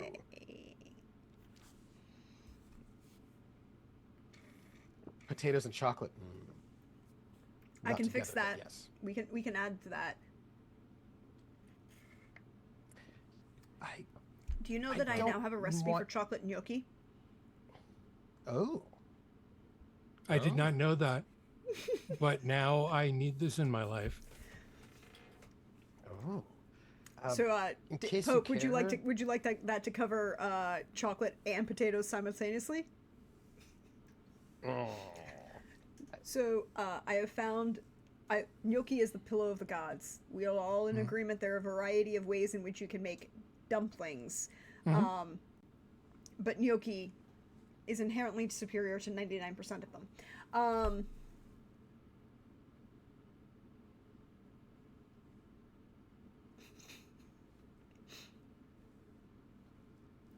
I didn't say all of them. No, but it's up there. If it's not number one, it's in the top 3. That's for sure. Trooper's got a face going. I like other ones, but I wouldn't be mad if gnocchi was put above them. But one of my favorite things to do with gnocchi is air fry it. Huh. Because it I haven't makes tried it. that. So if you do it like just you toss it in some olive oil, some seasonings, whichever kind of herb blend and mix that you want. Garlic is inherently involved in this. Always assume if I am talking about a savory dish that the cardinal base seasonings of salt, pepper, and garlic are included. Just take that and put that in your brain. If it's not there, there's something wrong with me, or I'm doing something very, very Asian. I've been kidnapped. No, you've been kidnapped and you want us to let us know. Exactly. Right? You're trying to give us a secret signal that you've been kidnapped. If I'm like, hey, Prax, how you doing? And you're like, I'm making food. I'm making pasta, and there will be no garlic involved. And I'll be like, oh, okay. I need the code words for where you are so I can come rescue you. That's really what happened there. Look, I acknowledge my stereotype, but you can, and then you toss it with you toss the gnocchi in olive oil and seasonings, and then you put it in the air fryer for like 8 minutes, and it comes out so that the outside is just that little bit crispy and the inside is the doughy, soft pillows of heaven that you expect from gnocchi. So it is the beautiful kind of texture contrast. I have done that same preparation, but tossed them in cinnamon sugar and added Nutella at the end. Oh. Nice. They are. I find that exciting. It is a great way to do fun things. I like playing with food, as many of you know, or have suffered through experiments about. But I have a question for everybody back on our focus for Falkenstein. Ooh, before we get into that, Yes. I want to give a shout out. Cool, give a I shout want to out. give a shout out to the artist that did the character Yes, portraits. please. God of Iron Art on Blue Sky. I'll type it in the chat. Yes. That reminds me I need to do a thing. And I am a big fan. He is currently in the UK, so time zones. But he's a fun artist, nice guy to work with, and he does lovely things, as you can tell. Mm-hmm. Okay. Back to the questions. Back to the questions. So that's very, very useful because I have to send them a message, and it'll be very useful. But I have a question for everybody here, including the people in chat. But I have a question. Because we are doing into interesting things, I want to know how you think your character, and I'll answer for Deirdre as well, Trooper, how you think Adolwolf will respond to the discovery that Zephrine wishes to join the World Crime League. Dun dun dun. Denial, most likely. I mean, I won't really know until I get there, but most likely denial. I mean, we have the Adolwolf that has developed has a stubborn ignorance, and yeah, he just probably will not. One, it'll be really hard for him to believe it, and then he'll think it's some kind of mistake, and then he'll go into denial. Like he's just he is this Adolwolf is a very rigid person who will probably just not be able to change his viewpoint of Zephyr. The pedestal. Like I think it's just very hard for him to get people off of pedestals, right? So I just think he's going to just not believe it, or he'll make some excuse so that it isn't really what it looks like it is, most likely, right? That like some maybe bad influence or some kind of mistake. Yeah, he's just not going to be able to accept that as a real sincere thing. Cool. That's what I would say. Cool. Deirdre's going to plot an intervention, and it's probably not going to go well. Maybe it will. We don't know. On that route, how much is the audience really wanting a secret letter to come from Jules Verne? Because if they really want it, we need some shout outs this week, and there just might be one that shows up in the finale. I'm just saying that we deserve a secret letter from Jules Verne. Yeah. I mean, the players deserve it, for sure. I feel like... Yes. I feel like we might need to tweak the rules a little. Okay. I'm open. If they get the reposts over the week to 12 of your request for the letter. Okay. Because, it's hard to get people to do their own homework. Apparently. I will accept that as well. I'll throw out a message right now. If it gets to 12 reposts or I get 5 shout outs, and the people that have already put out a shout out, you can put out another one. There is no limit on how many times a single person can send a shout out. We just need to have shout outs. You guys are putting unfair limiters on yourselves.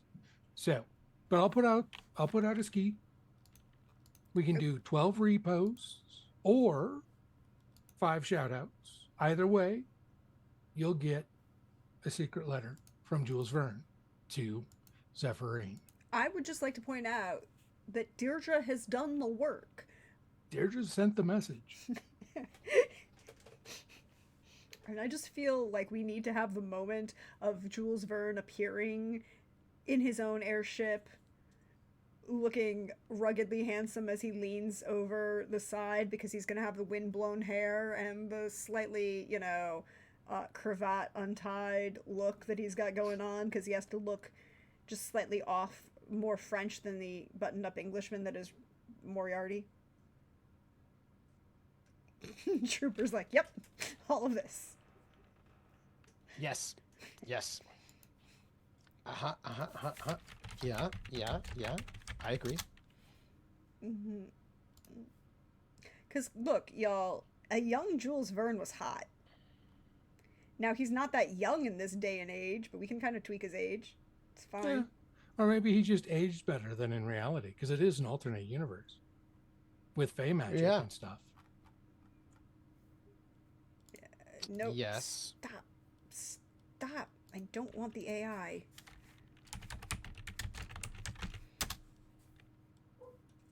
Uh, Because Jules Verne, here's the thing. Jules Verne is born in February 1828. Yeah, so he's 60. 60. Yes. We can He make can be him a dashing 60. He can be a dashing 60. We make him a dashing 60. Where is this? Because like picture, there's a very famous portrait of a young Jules Verne, and but even and it's a very distinctive portrait before he like goes all white with the beard. Mm.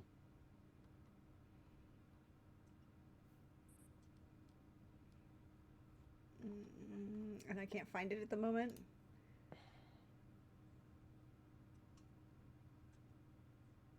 And unfortunately, all I can find is the picture of Michel Verne, which would be totally acceptable too. Like he would be age appropriate for Zephyrin, right? Mm-hmm. Mm-hmm. Mm-hmm. Mm-hmm. Michel Verne is born 1861. Yeah. So he's 27 at this point.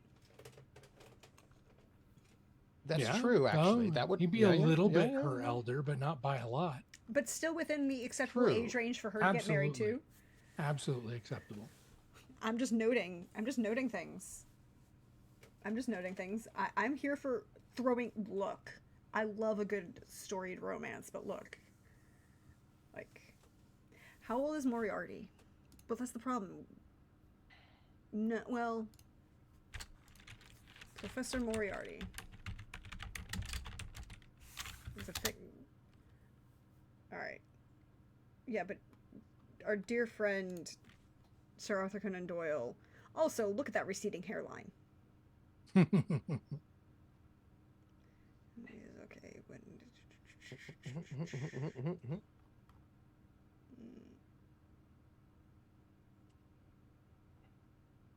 Okay, but how old is he?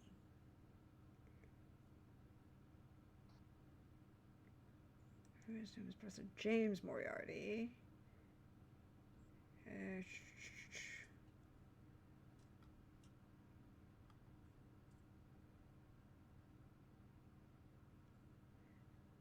Okay.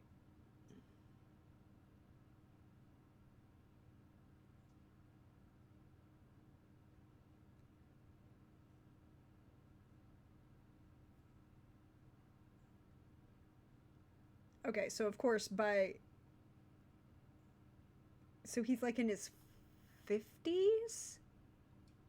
Moriarty would be? Mm.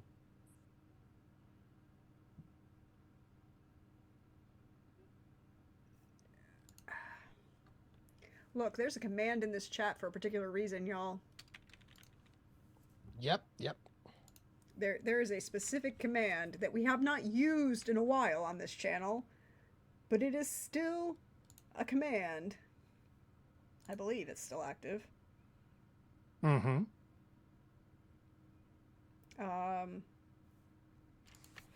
It is this command. Yes. I have checked Yep, the source mhm, mhm. material a number of times. It is still there. Mhm. But okay, so of course they don't give you an answer to how old Moriarty should be according to various things. However, he's supposed to be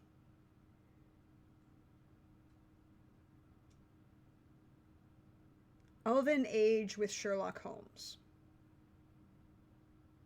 Mhm, Okay. mhm, mhm, mhm. And he's supposed to be, if not the same age as Sherlock, then a year older. So how old is Sherlock Holmes?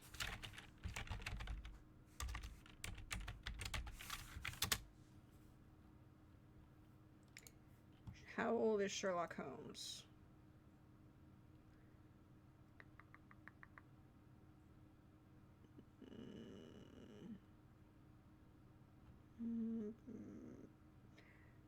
Okay, so in the I love the fact that we can find this.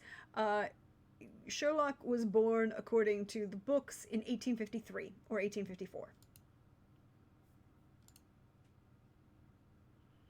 So 18. Okay. so he would be so in 1853. If we're in 1888, he would be 35.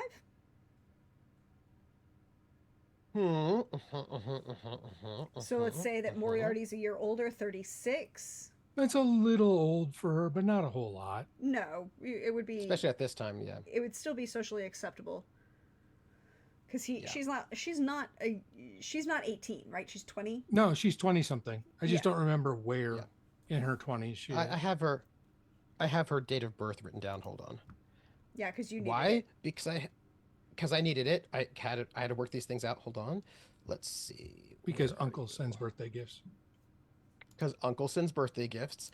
Where's my Prax Games folder? Here we go. She was born in 63, so she is 25. 5.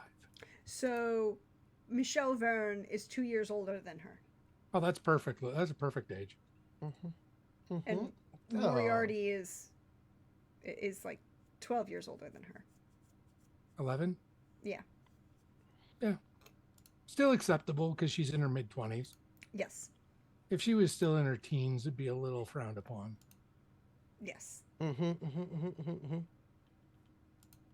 Mm-hmm. Not like Just, Zephyrine would let that stop her because she's crushing, No, but Zephyr's whatever. Zephyr's gonna do what she wants to do. Yeah, Zephyrin is like, I'm gonna do what I want to do. That's all. which we love about her. Which is why we love her the most, because she's amazing that way. Yep. Chat, the link is in chat. Sorry. The Chat, link the is link in is chat, in chat. so that you can You can reskeet or repost if you'd rather. Or it's a reminder that 5 shout outs, they can be people that have already shouted out the game in previous weeks, will unlock the final secret letter of this season. What was your second question, Rax? my second question is wait, sorry, I got distracted. Because something popped up. The answer, my second question for both of you is: Yes. do you think we'll see Oberon's response to any of this drama?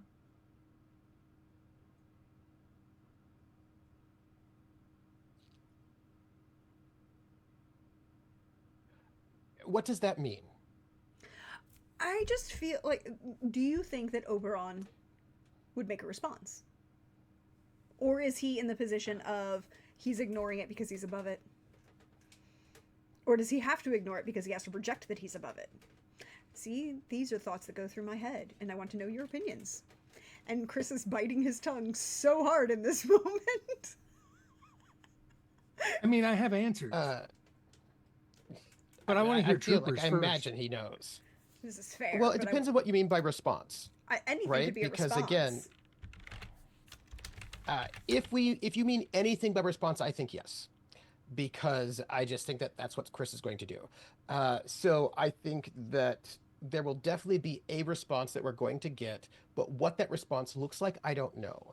I don't know if it will be a message or if it'll be an explosion. I don't know what it will be, but I do think there will be something. I just don't know what.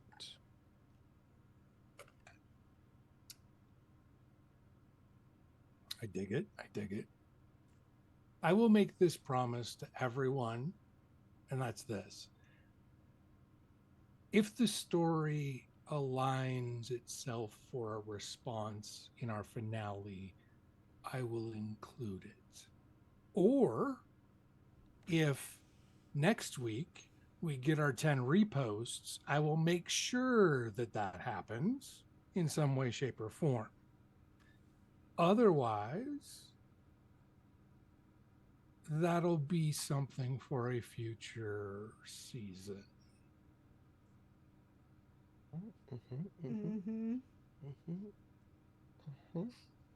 But right now, Oberon's response is spiteful, and it's like, I'm not going to give her the time of day. I don't want her to think she's important. That's, to be fair, it's what he's been acting like for the entire time, at least in her mind. Oh, totally. And, metagaming, she's completely right. He's being spiteful and petty and not responding because he's being spiteful and petty. Yeah.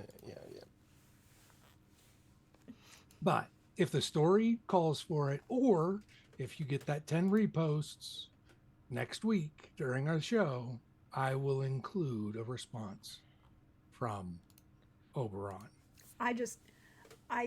It so intrigues me how intricately complex this world is, right? Like, we as the players as the player characters in this moment are focused on a bit player, right? Like, admittedly, Nordholm is a bit player in the World Crime League. He has become such. We are focused on dealing with his non-specific threats to, attack, with a heat gun, manipulate weather. But there's also the step above that where there's, like the major worldwide politics of the situation, right? Because none of the major political players are responding. Like, Sweden, correct? Sweden is next Norway. door. Norway is where we are. Norway is where we are, but no, we were in Amsterdam. So Denmark were the Netherlands. The Netherlands, sorry. I keep the Dutch. I had that brain freeze moment. The Dutch, not the Danes. So the Netherlands were the ones who responded to Norway's inquiries, but none of the other major political powers have responded, at least to our knowledge as of yet. Yeah. And that's one of the things that Deirdre. That's what Deirdre asked the Pixie to see if Oberon got the letter, and if he did, where was it? Right? Is it sitting in his secretary's outbox? Is it just in a random drawer? Has he been, is it just kind of sitting around? Because he's the advisor to Ludwig? Yes. Yeah. Yes. And a signed member of the Second Compact. Right, like, and a signed member of the Second Compact. He should be even if it's a tertiary, like, hey, yeah, I saw that such and such a lodge is responding, right? Like, I could put a pin in it, I don't have to worry about it, kind of thing. But the fact that it was just sitting around in his secretary's desk and he's not really caring about it says something, at least in Deirdre's mind. Also, Deirdre's playing the long con game of recruiting every possible other fae that she can in a political takeover. True. I don't know that that's going to go well for her in the long term, but we'll see what happens. So I got a question for chat. And anyone in chat can respond. How do you all think that I am spelling beetle for the brownie? Oh. I do not have I have an idea. Canonical spelling yet. And I will let chat determine how beetle is spelled. Ooh, that could be fun. So, now. I have a thought, but I'm not going to say. Okay, but you had another thought about what I just said. Yes, but now I think I lost it. Sorry.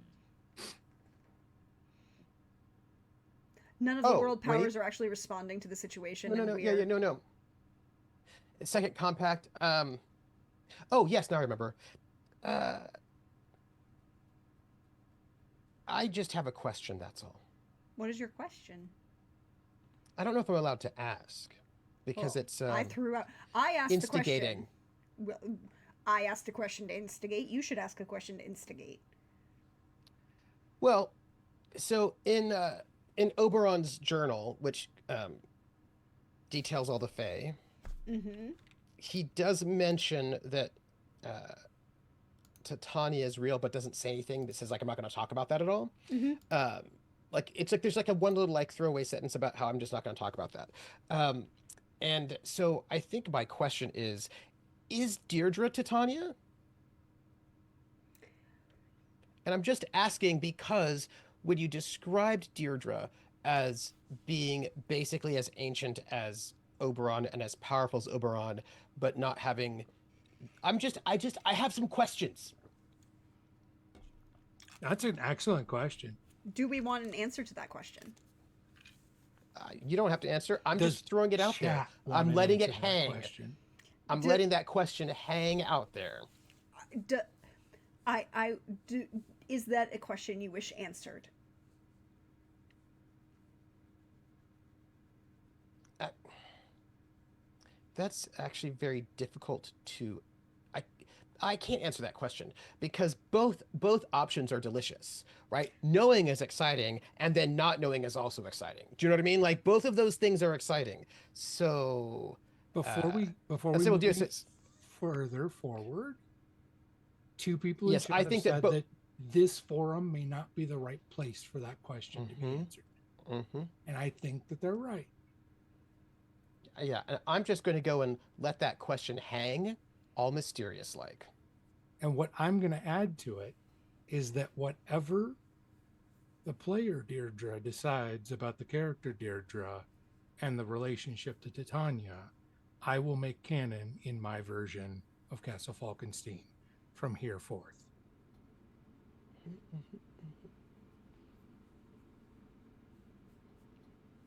Then you're not getting an answer tonight. Nope. Because that's too. That would be too easy. Yeah, I love giving little spoilers though on shows like these. Give the audience something that they wouldn't get in a normal episode, just so that way they can feel like their time was adequately spent. Then I will So, give a little spoiler. I will give a hint spoiler that is not an answer to the question, okay, but still has to do with Deirdre's backstory. okay, Mm-hmm. I am taking a major inspiration. So again, it goes back to this concept within Castle Falkenstein that both the fiction and the author are real, and Mm-hmm. Mm-hmm. and playing with this concept of both oral tradition and written tradition, and the fact that all of the folklore characters that you think about are real and they're all fae. It's just how they got manipulated as they crossed the veil, right? Like high fae can Mm-hmm. control how they cross the veil and they control their forms and all of those things, but lower fae can't. And so Mm-hmm. a Mm-hmm. grim Mm-hmm. is literally probably a fey animal that crosses the veil and then turns into a graveyard dog, and all of those kind of things. But so that mean and I was playing with this idea of the fairy godmother as as like stories grow, and she how many times has she Mm-hmm. intervened in popular myth and story, and it's like Mm-hmm. the story of the fairy godmother is like she is the probably most of the time she is the fairy godmother in those stories, and all of the time all of those stories that you think aren't actually true, but there's probably a little bit of grain of she was there, she did do something, she manipulated the situation to the best possible outcome from everybody involved, but that doesn't mean that that's what the story actually was. um, Taking that same concept and then applying it to Ireland specifically, and specifically the fact that the Irish mythology around, and I'm going to burst some people's wonderful bubbles. Fey, Fey, is an Irish term. Occasionally, it's a Gaelic term, so it's Irish or Scots. It is not English. The Or English Welsh appropriate or Breton. or Breton, and it's not Cornish either. Fairies are Welsh and Cornish. English like to appropriate the fuck out of whatever they want, including most of those 2 islands. Again. And Hawk's like, it's already done. Yay. Go, Hawk. We appreciate you. But the concept of fae, the term fae is a Gaelic term. And so, these aren't English fairies, and they aren't elves as defined by Tolkien.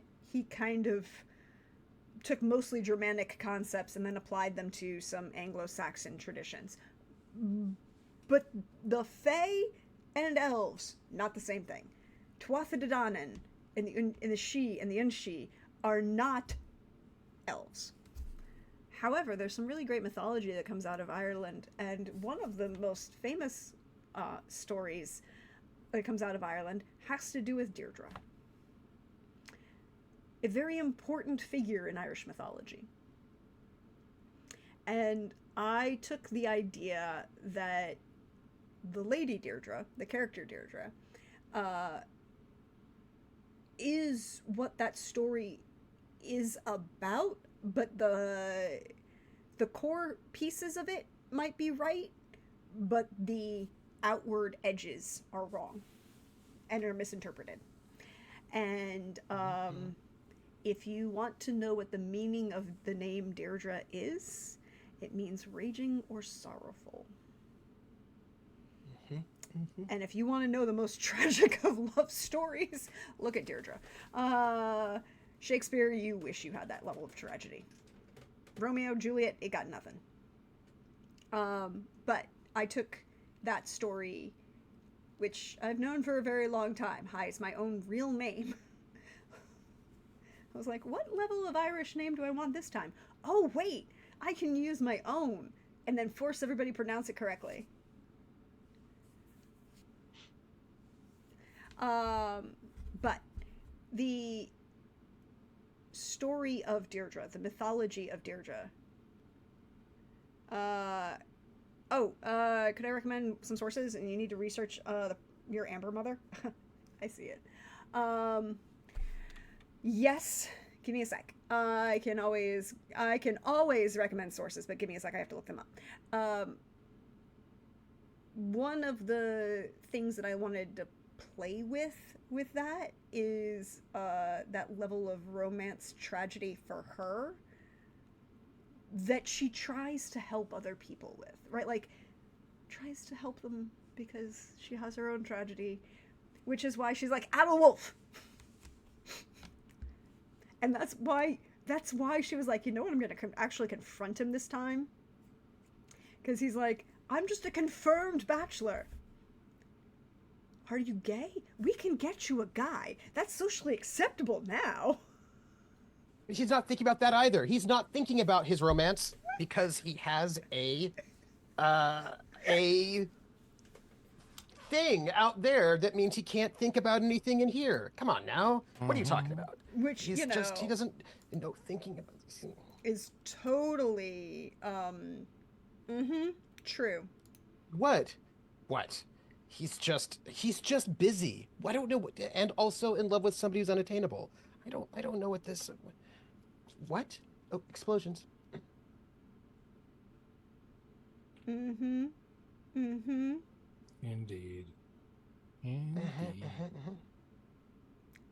But that's all. So, sources. Yes, keep going. I have asked a question while I look up my text. What was our new question that we had? We didn't get a new question from chat. We did get confirmation that Hawkeye finished the new song parody of Zephyrine mom instead of Stacy's mom. I don't know if you know this, but Zephyrine mom has got it going on. Did you know that? Mm-hmm. Definitely got it going on. So you mentioned early on, Trooper, in one of the intros or outros, that you have mostly GM'd Castle Falkenstein, and Mm-hmm. this has Yeah. been one of the rare opportunities you've had to play. Has it Yeah. has it scratched that itch for you? Uh, I mean, I tend to be a bit of a forever GM. Mm, It is only since the world has gone online that I get to play. Before the online time, I mostly have been a GM with a couple of exceptions, and I do enjoy playing very mm, much. It's a nice different side, and it's just one of those things you're like, ah, gosh, finally I get to play too, yay! mm. So that it's been lovely being able to play, and I really appreciate you uh, hosting us Yeah, through no problem. this romp. It's been the first time that we've actually been able to be on a show together that wasn't a one shot. That is true. Mm-hmm. Yes. Um, Hawkeye asks, for this system, how conducive is it to players new to it in creating characters? Um, my opinion will be this: it is a, a rules light game that sort of hides numbers, although the numbers are there. So if you are a person who likes rules light games and for whom that makes sense to you, this will not be difficult at all. There are some Mm-hmm. people who need a bit more structure, um, I and have a harder time with rules light games. I don't think that. I think that if you are that kind of person, I don't think that Castle Falkenstein will be a problem for you. I just think you need to make sure you write down what the numbers are associated with the words, good, average, et cetera, so you can have that there. The one thing I will say about Castle Falkenstein is that the book's organization is not It's what I not would think of as traditional. the best. It's also not It's not traditional. traditional, no, but that's not the thing for me. If you look at the table of contents, um, they give you a lot of table of contents for the non-game stuff in the first half, and then almost nothing for the second half. So it's actually very difficult to find the things that you need um, in the mechanical section. But making a character is very trivial. You just answer a couple of questions. It is really, really simple. The characters are very, very, very simple to make. It's just not always easy to find the bits that you need. Yeah, and yeah, I would second that. I think um,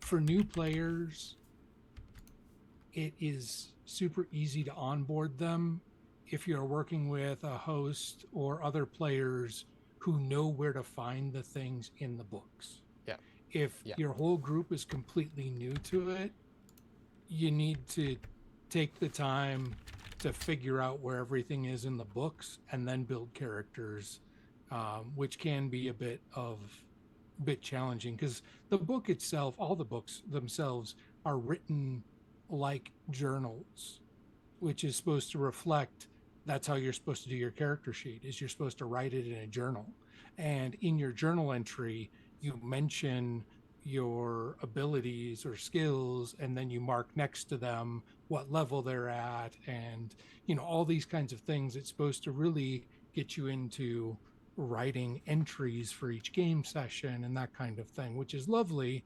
But at the same time, it's not something that most people are used to encountering, which then makes it um, different enough that it could be challenging. But if you're working with someone who's played the game a number of times or has built um, tools, like one of the first things I did when I had new players is I took the charts, I made screen capture photos of the charts of what all the skills were and what their suits were, and then also what the numbers are associated with the skill levels. And I put those into a Google Drive for people to be able to reference rather than having to find them in the book, to simplify some of those things.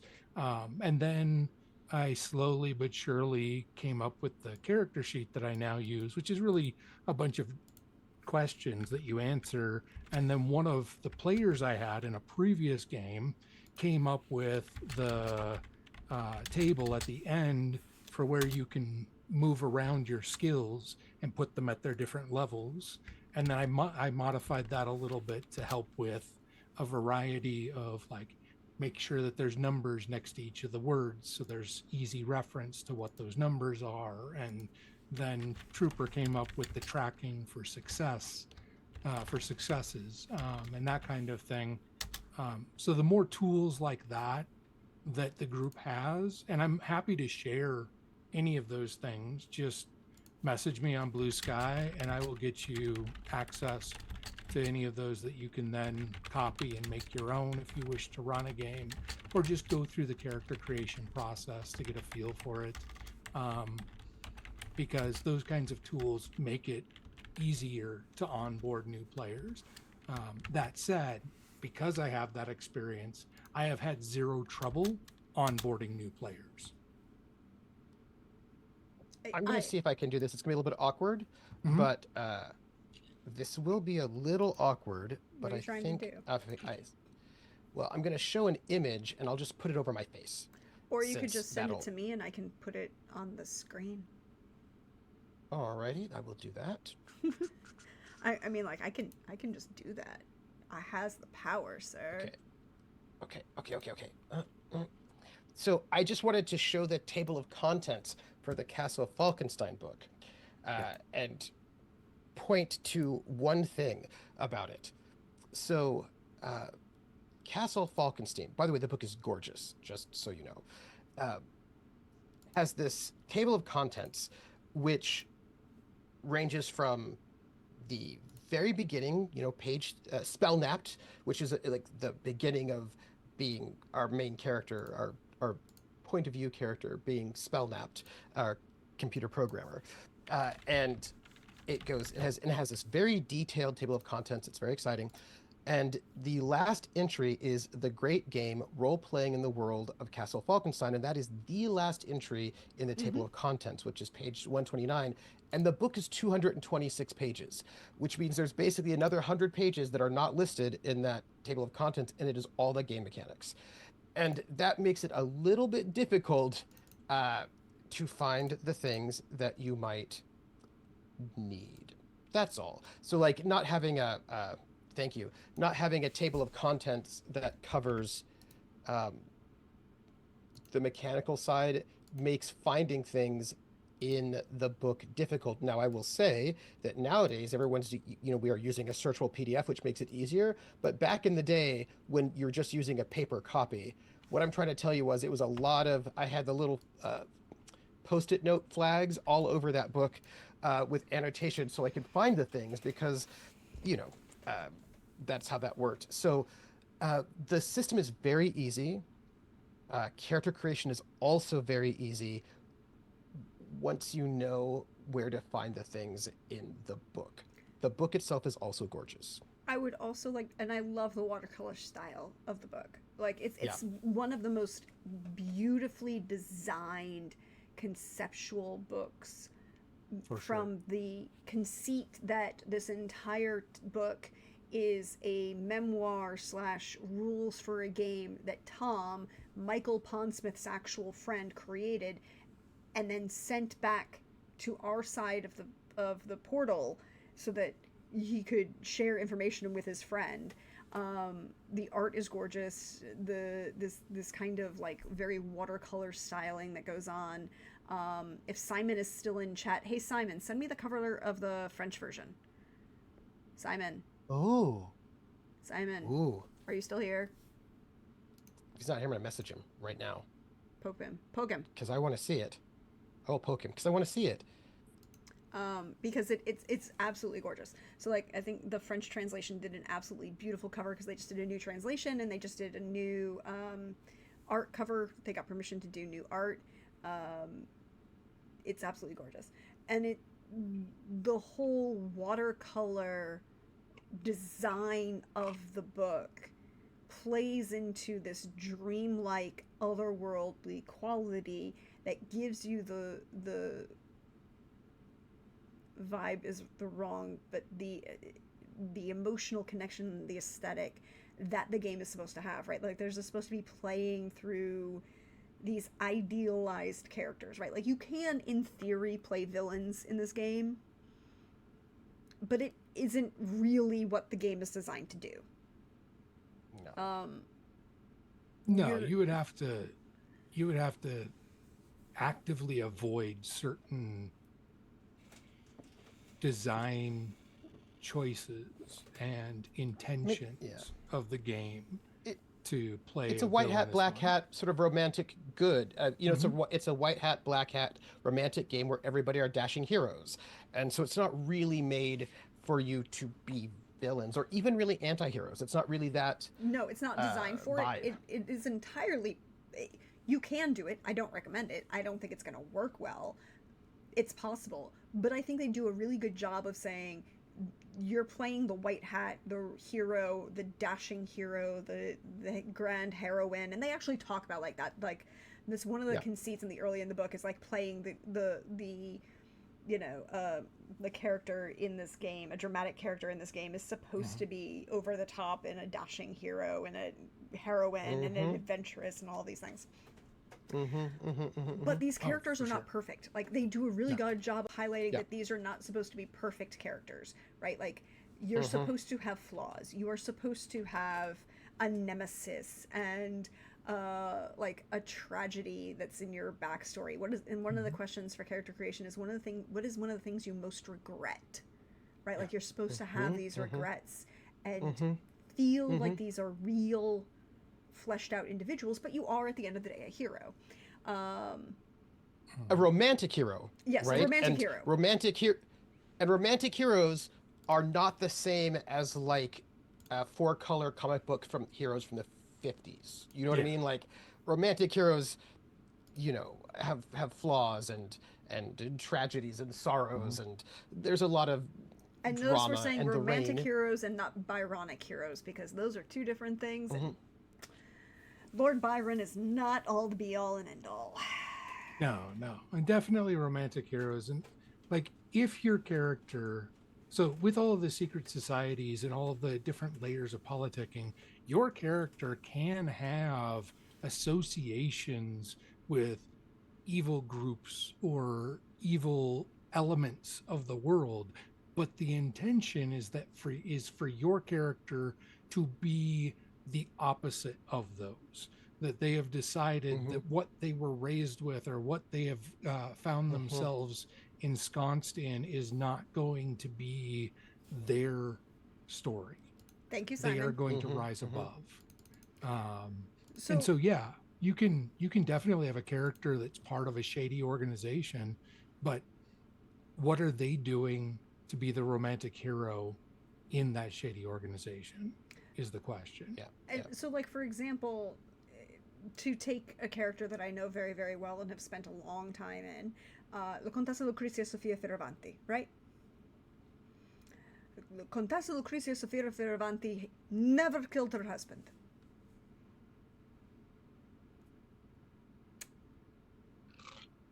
That's a Okay. fact. That's a fact. She never killed her husband. She But when you say that, I know. Her brother-in-law would like to accuse her of that so that he can steal all of her inheritance, Mm. because she and the count had no children, and therefore the title went to him, and but she got money. Thank you. Oh yeah. Oh, couple things while we're waiting. If there's any last minute questions, there is a tease that we want to throw out there. Deirdre, do you want to do the honors? I'm trying to find something. Hold on. Okay, then I'll do the honors. Yes. I had mentioned that there might be, or that Oberon may, or Oberon's response would show up in future seasons. Um, it may not be a live stream, and likely won't be a live stream show, but it'll be, we're looking into doing either an audio drama or pre-recorded stream to continue this story that we will release either late this year or early next. Yep. So there will be, well, the way it will work is we will record and then we'll do live stream, record it as a like podcast, and then we'll stream it. It'll be every other week, and then that will be able to give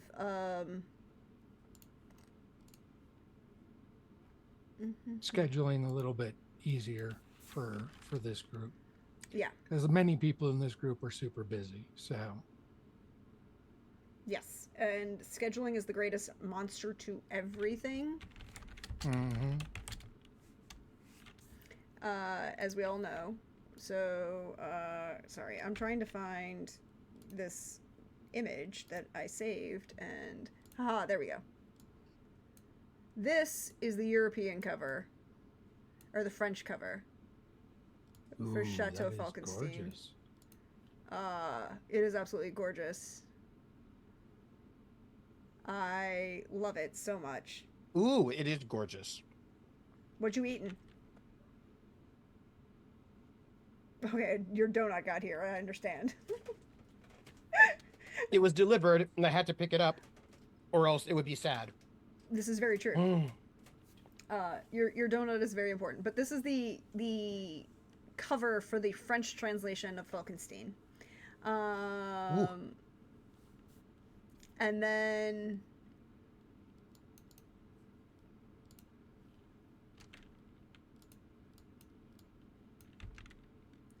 this is the GM screen.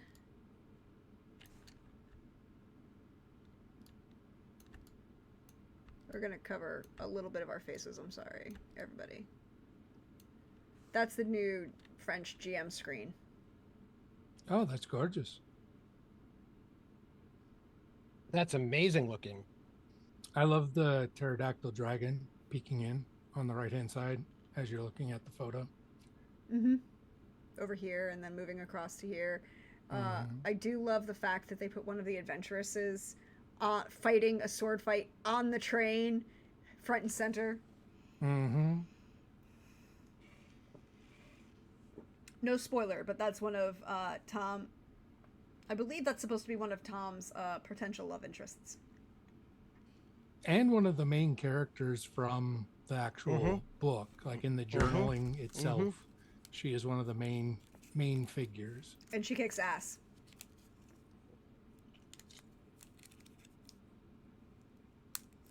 So there's that. The book is good. You should get it. You should all get it. The book is good. Go get it.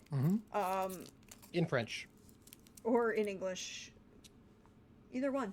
Also, full disclosure, one of my favorite supplements is Six Guns and Sorcery, which is what's going on in the North American continent at the time.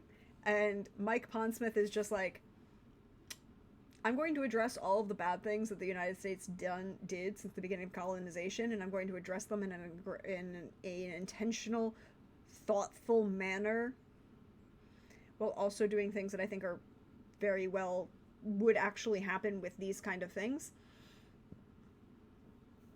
And at the same time, I'm going to create guns that fire fireball. Oh yeah, the spell slinging guns. Yeah. There's a specialty type of sorcery called spell slinging out of there that gives a whole new vibe to the 6-shooter. It does require a special 6-shooter. You can't do it just with any of them. No, you have to create your own 6-shooter, and it has to do with tragedy and possibly murder. Yeah. But it's a ritual creation, and it's dope as fuck if you actually read through it. Oh yeah. No, it's a lot of fun. And in our second season on Wandering DM's channel, we had a spell slinger as one of the characters. So you can see it in action, at least my interpretation, if you check out the playlist. Oh, we also had a spell slinger in our Memorial Day one-shot that I did on my channel. Yep. With Pruitt played a no Smith & Wesson Hawkeye. It's just you create a spell gun through ritual magic, and it involves sacrifice and possibly killing someone to create the gun. And also then the gun is physically tied to you and your being, so you can't really inherit you can inherit the gun, but you can't inherit the ability to fire the gun. Although there are what they call widowmakers, Hmm. which are guns that can be passed down and inherited and stolen, a la like the dark saber in Mandalorian lore from Star Wars.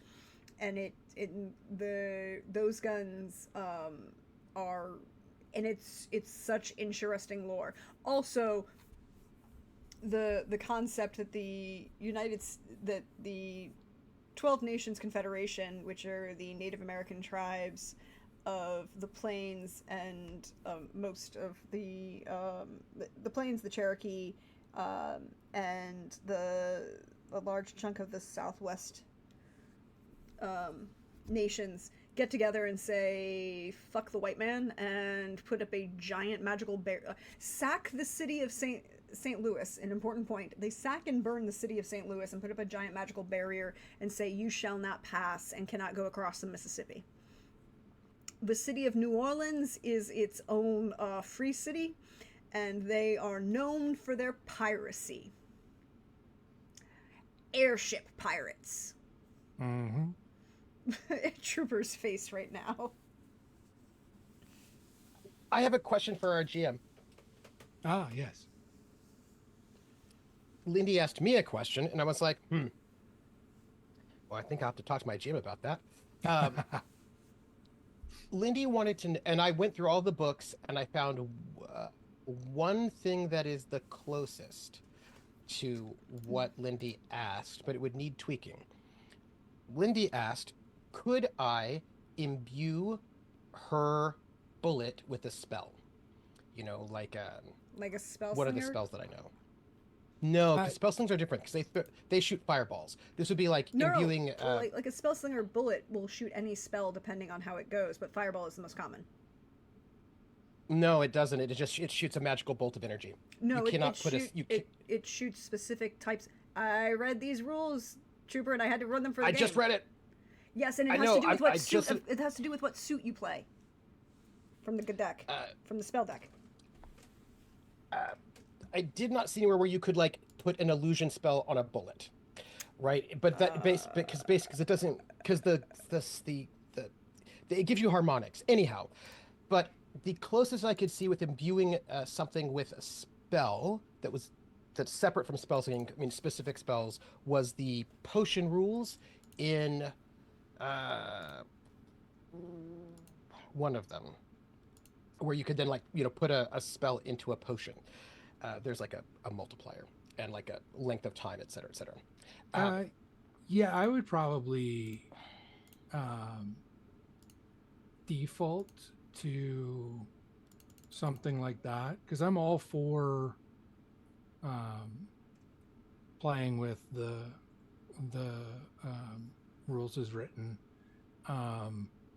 but like that or a focus, one of those rules kind of is what I base it off of.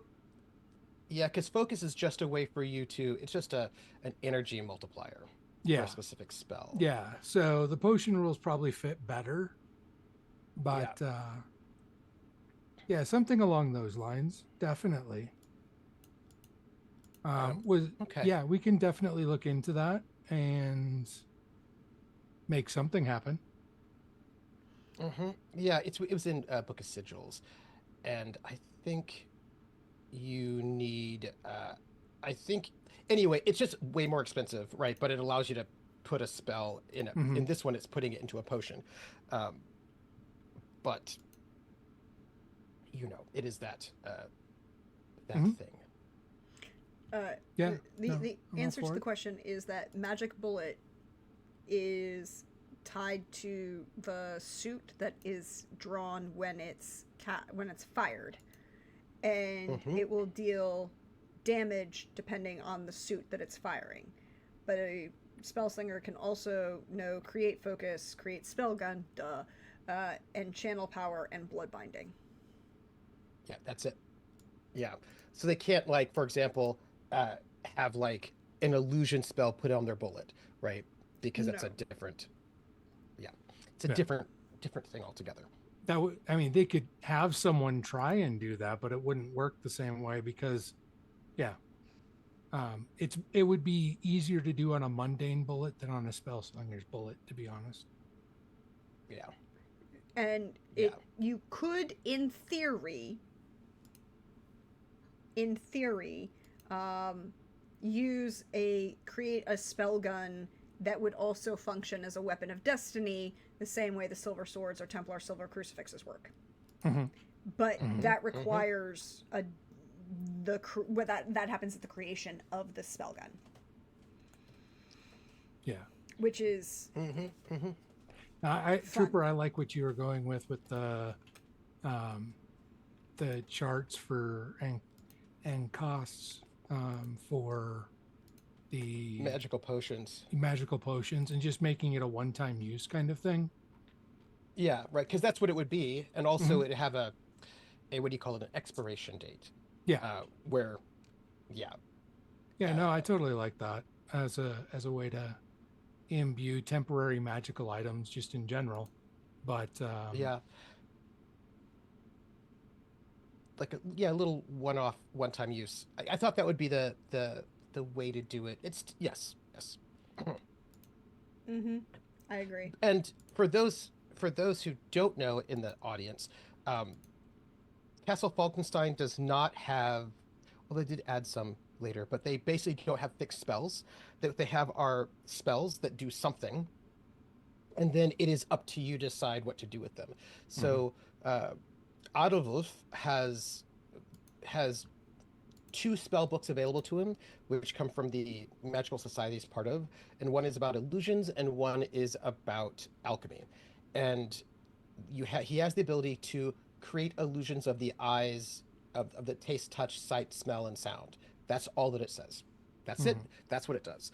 And so what does that mean? Well, that's kind of up to you to decide. They have, in the supplement, Comme il faut, they do have a couple of examples, including you could actually entangle people with like vines, illusory vines, that because it's also of touch would be an entanglement.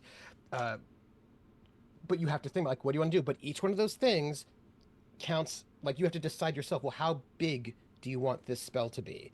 How strong do you want it to be? How many people? What do you want it to do? How many elements? What to do? Right there. How well do you know the people? So you have to put together all the elements of the spell, which means you can do it in the moment, right? You can sort of improvise it in the moment if you like, and then that will come up with a cost, and then you have to pull a card, and each card will give you an amount of energy, but each card represents 2 minutes of time. So if you decide to do and most spells that damage people are very expensive. So if you want to do a spell like a fireball, it might take you 15 minutes to cast it. So you may not want to cast it in combat, or what you might want to do is have your friends hold everybody off while you madly try to get the energy around you to cast this thing. So small things you could usually do pretty instant, like if you're a very powerful sorcerer, because you're each one of your stats, your attributes has a it's average, or it's poor, or it's good, or it's excellent, and each of those words has a number associated with it. So if you are an excellent sorcerer, you always have 10 spell points, like 10 bits of magical energy just within yourself that you can always pull in. So really small spells, they're not big, you can just do like that, no problem. You don't have to really draw on the universe around you. But big ones you do, and it might take a little bit of time to do it. So you have to just hope that your friends can hold off the villains while you are desperately trying to draw the energy you need. So it's as broad as mage. And now, of course, you can draw on energy if it's a spell that is a diamond spell. Well, let's go clubs. Maybe try to do a fireball. You can play other cards, but if you play other cards, it's going to mean that your spell is going to have harmonics that is often bad, right? It means that it's going to have bad effects to it, and that's no good. So you probably don't want to use any card that is not within the suit of the spell, which means you're going to have to toss that energy, which means it's going to take more time. You can also just unravel your soul and destroy yourself in order to cast it if you really need to right away. But that does involve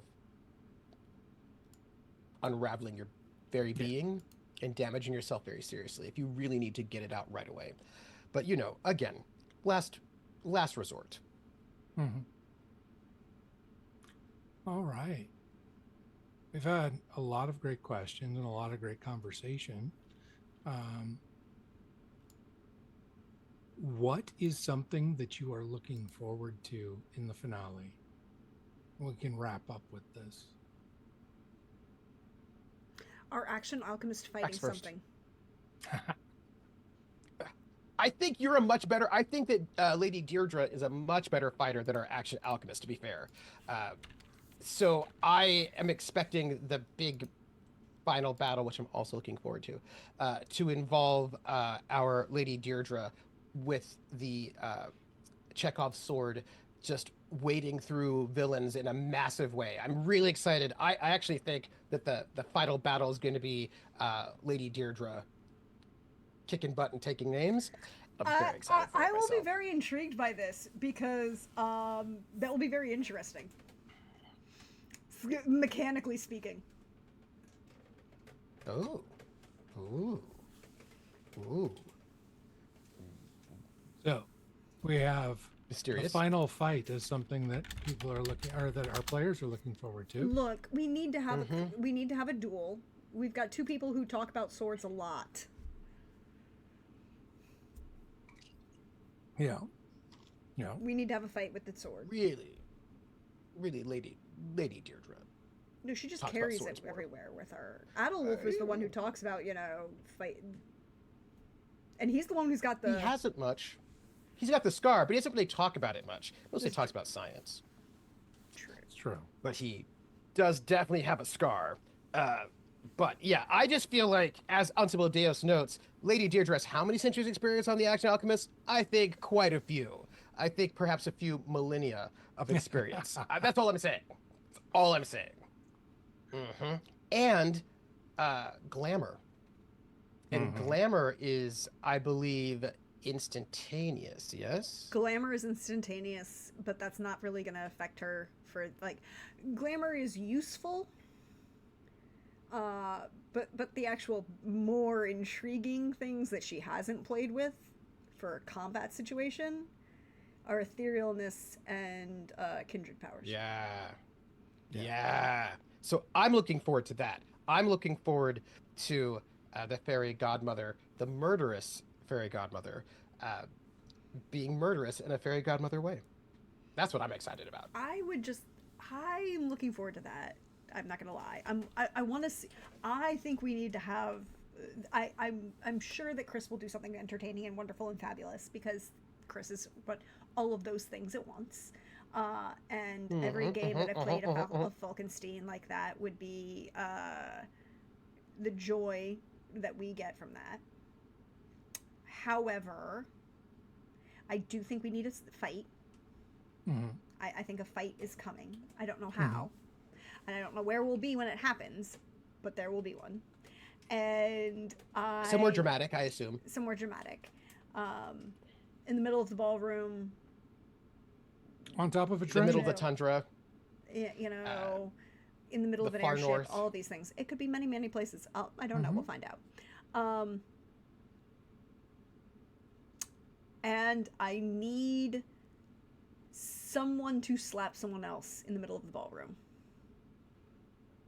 And it doesn't have to be one of us, right?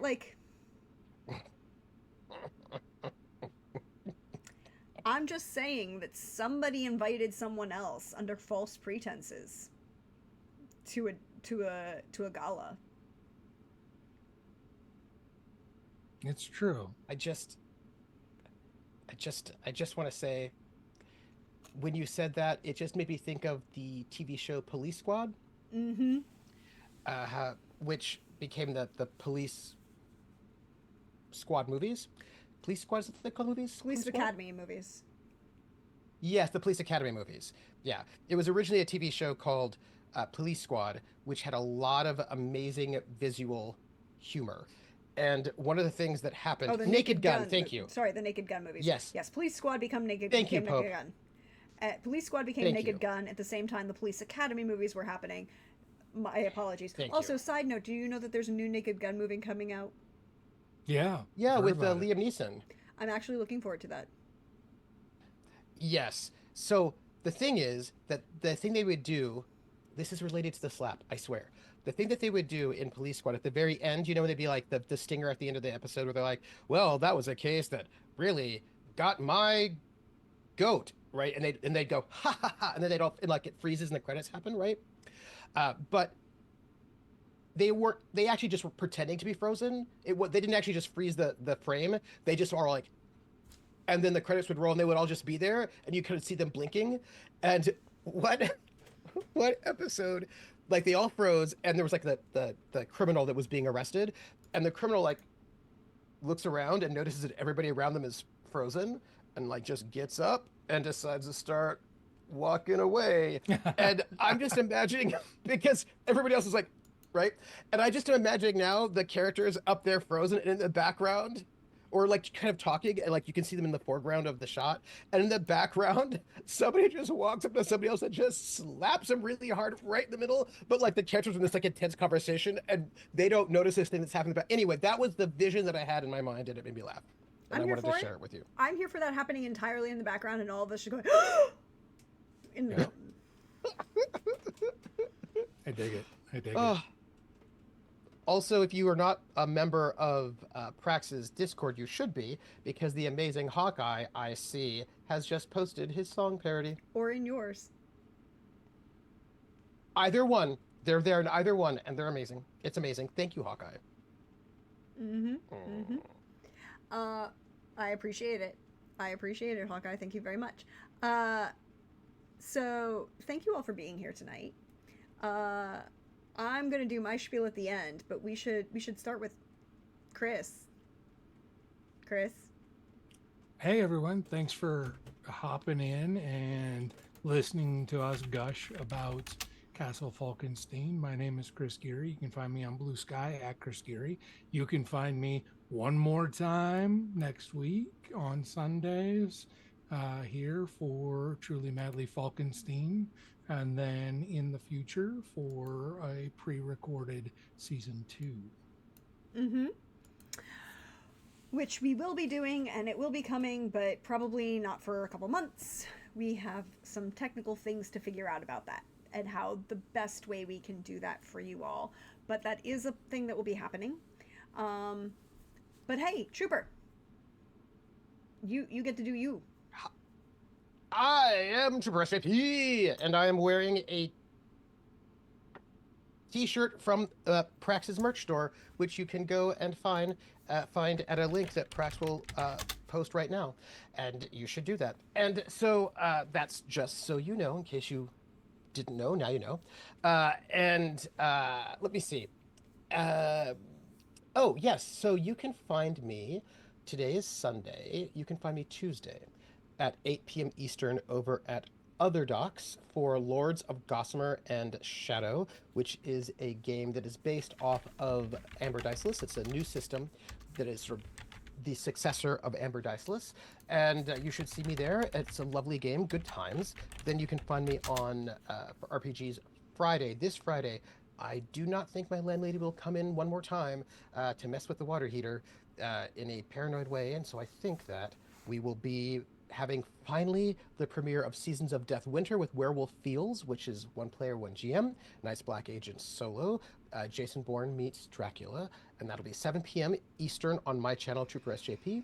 And then you can find me on Sunday at 8 p.m. on Prax's channel right here for our finale of Castle Falkenstein. Truly, madly Falkenstein. Indeed, a truly madly good time. Thank you, Trooper, for being here. Thank you, Chris, for agreeing to this. I know that this is very last minute because Lindy could not join us tonight. But thank you, everyone, for joining us. Thank you for being here. I am your friendly neighborhood Prax, and you can find me back here tomorrow night. Maybe with a guest, maybe not. We'll find out, depending on how Pope's feeling. Playing some Dragon Age Inquisition. for our community rook, not community rook, community inquisitor with Isolde Llewellyn, and you know she's successfully romanced a former Templar, and now we're trying to figure out what the is going on and how to survive all of these crazy humans and you know this church thing. The Chantry's weird. But that'll be most of this week. You can find me back here on Sunday for the finale of Truly Madly Falkenstein. And if you were in chat or if you saw my post on Blue Sky earlier tonight, we were chatting and I've decided what my next long campaign that I will be running will be. Ooh. What? I am going to do a thing, Trooper. And what is the thing I like to do most? Mashups. Yes. I am going to take Sword Chronicle and Good Society Ooh. and Honor Harrington verse. Nice. Who wants to see a giant space opera? Political. Whoa. Oh, and firebrands, because I always add firebrands for that kind of thing, because firebrands is important. If you don't know what firebrands is, I think it is the most important rules mechanics for intimate connections between players that is vibrantly important. But I am it's getting out the RPG processor. It's time to set to finally chop.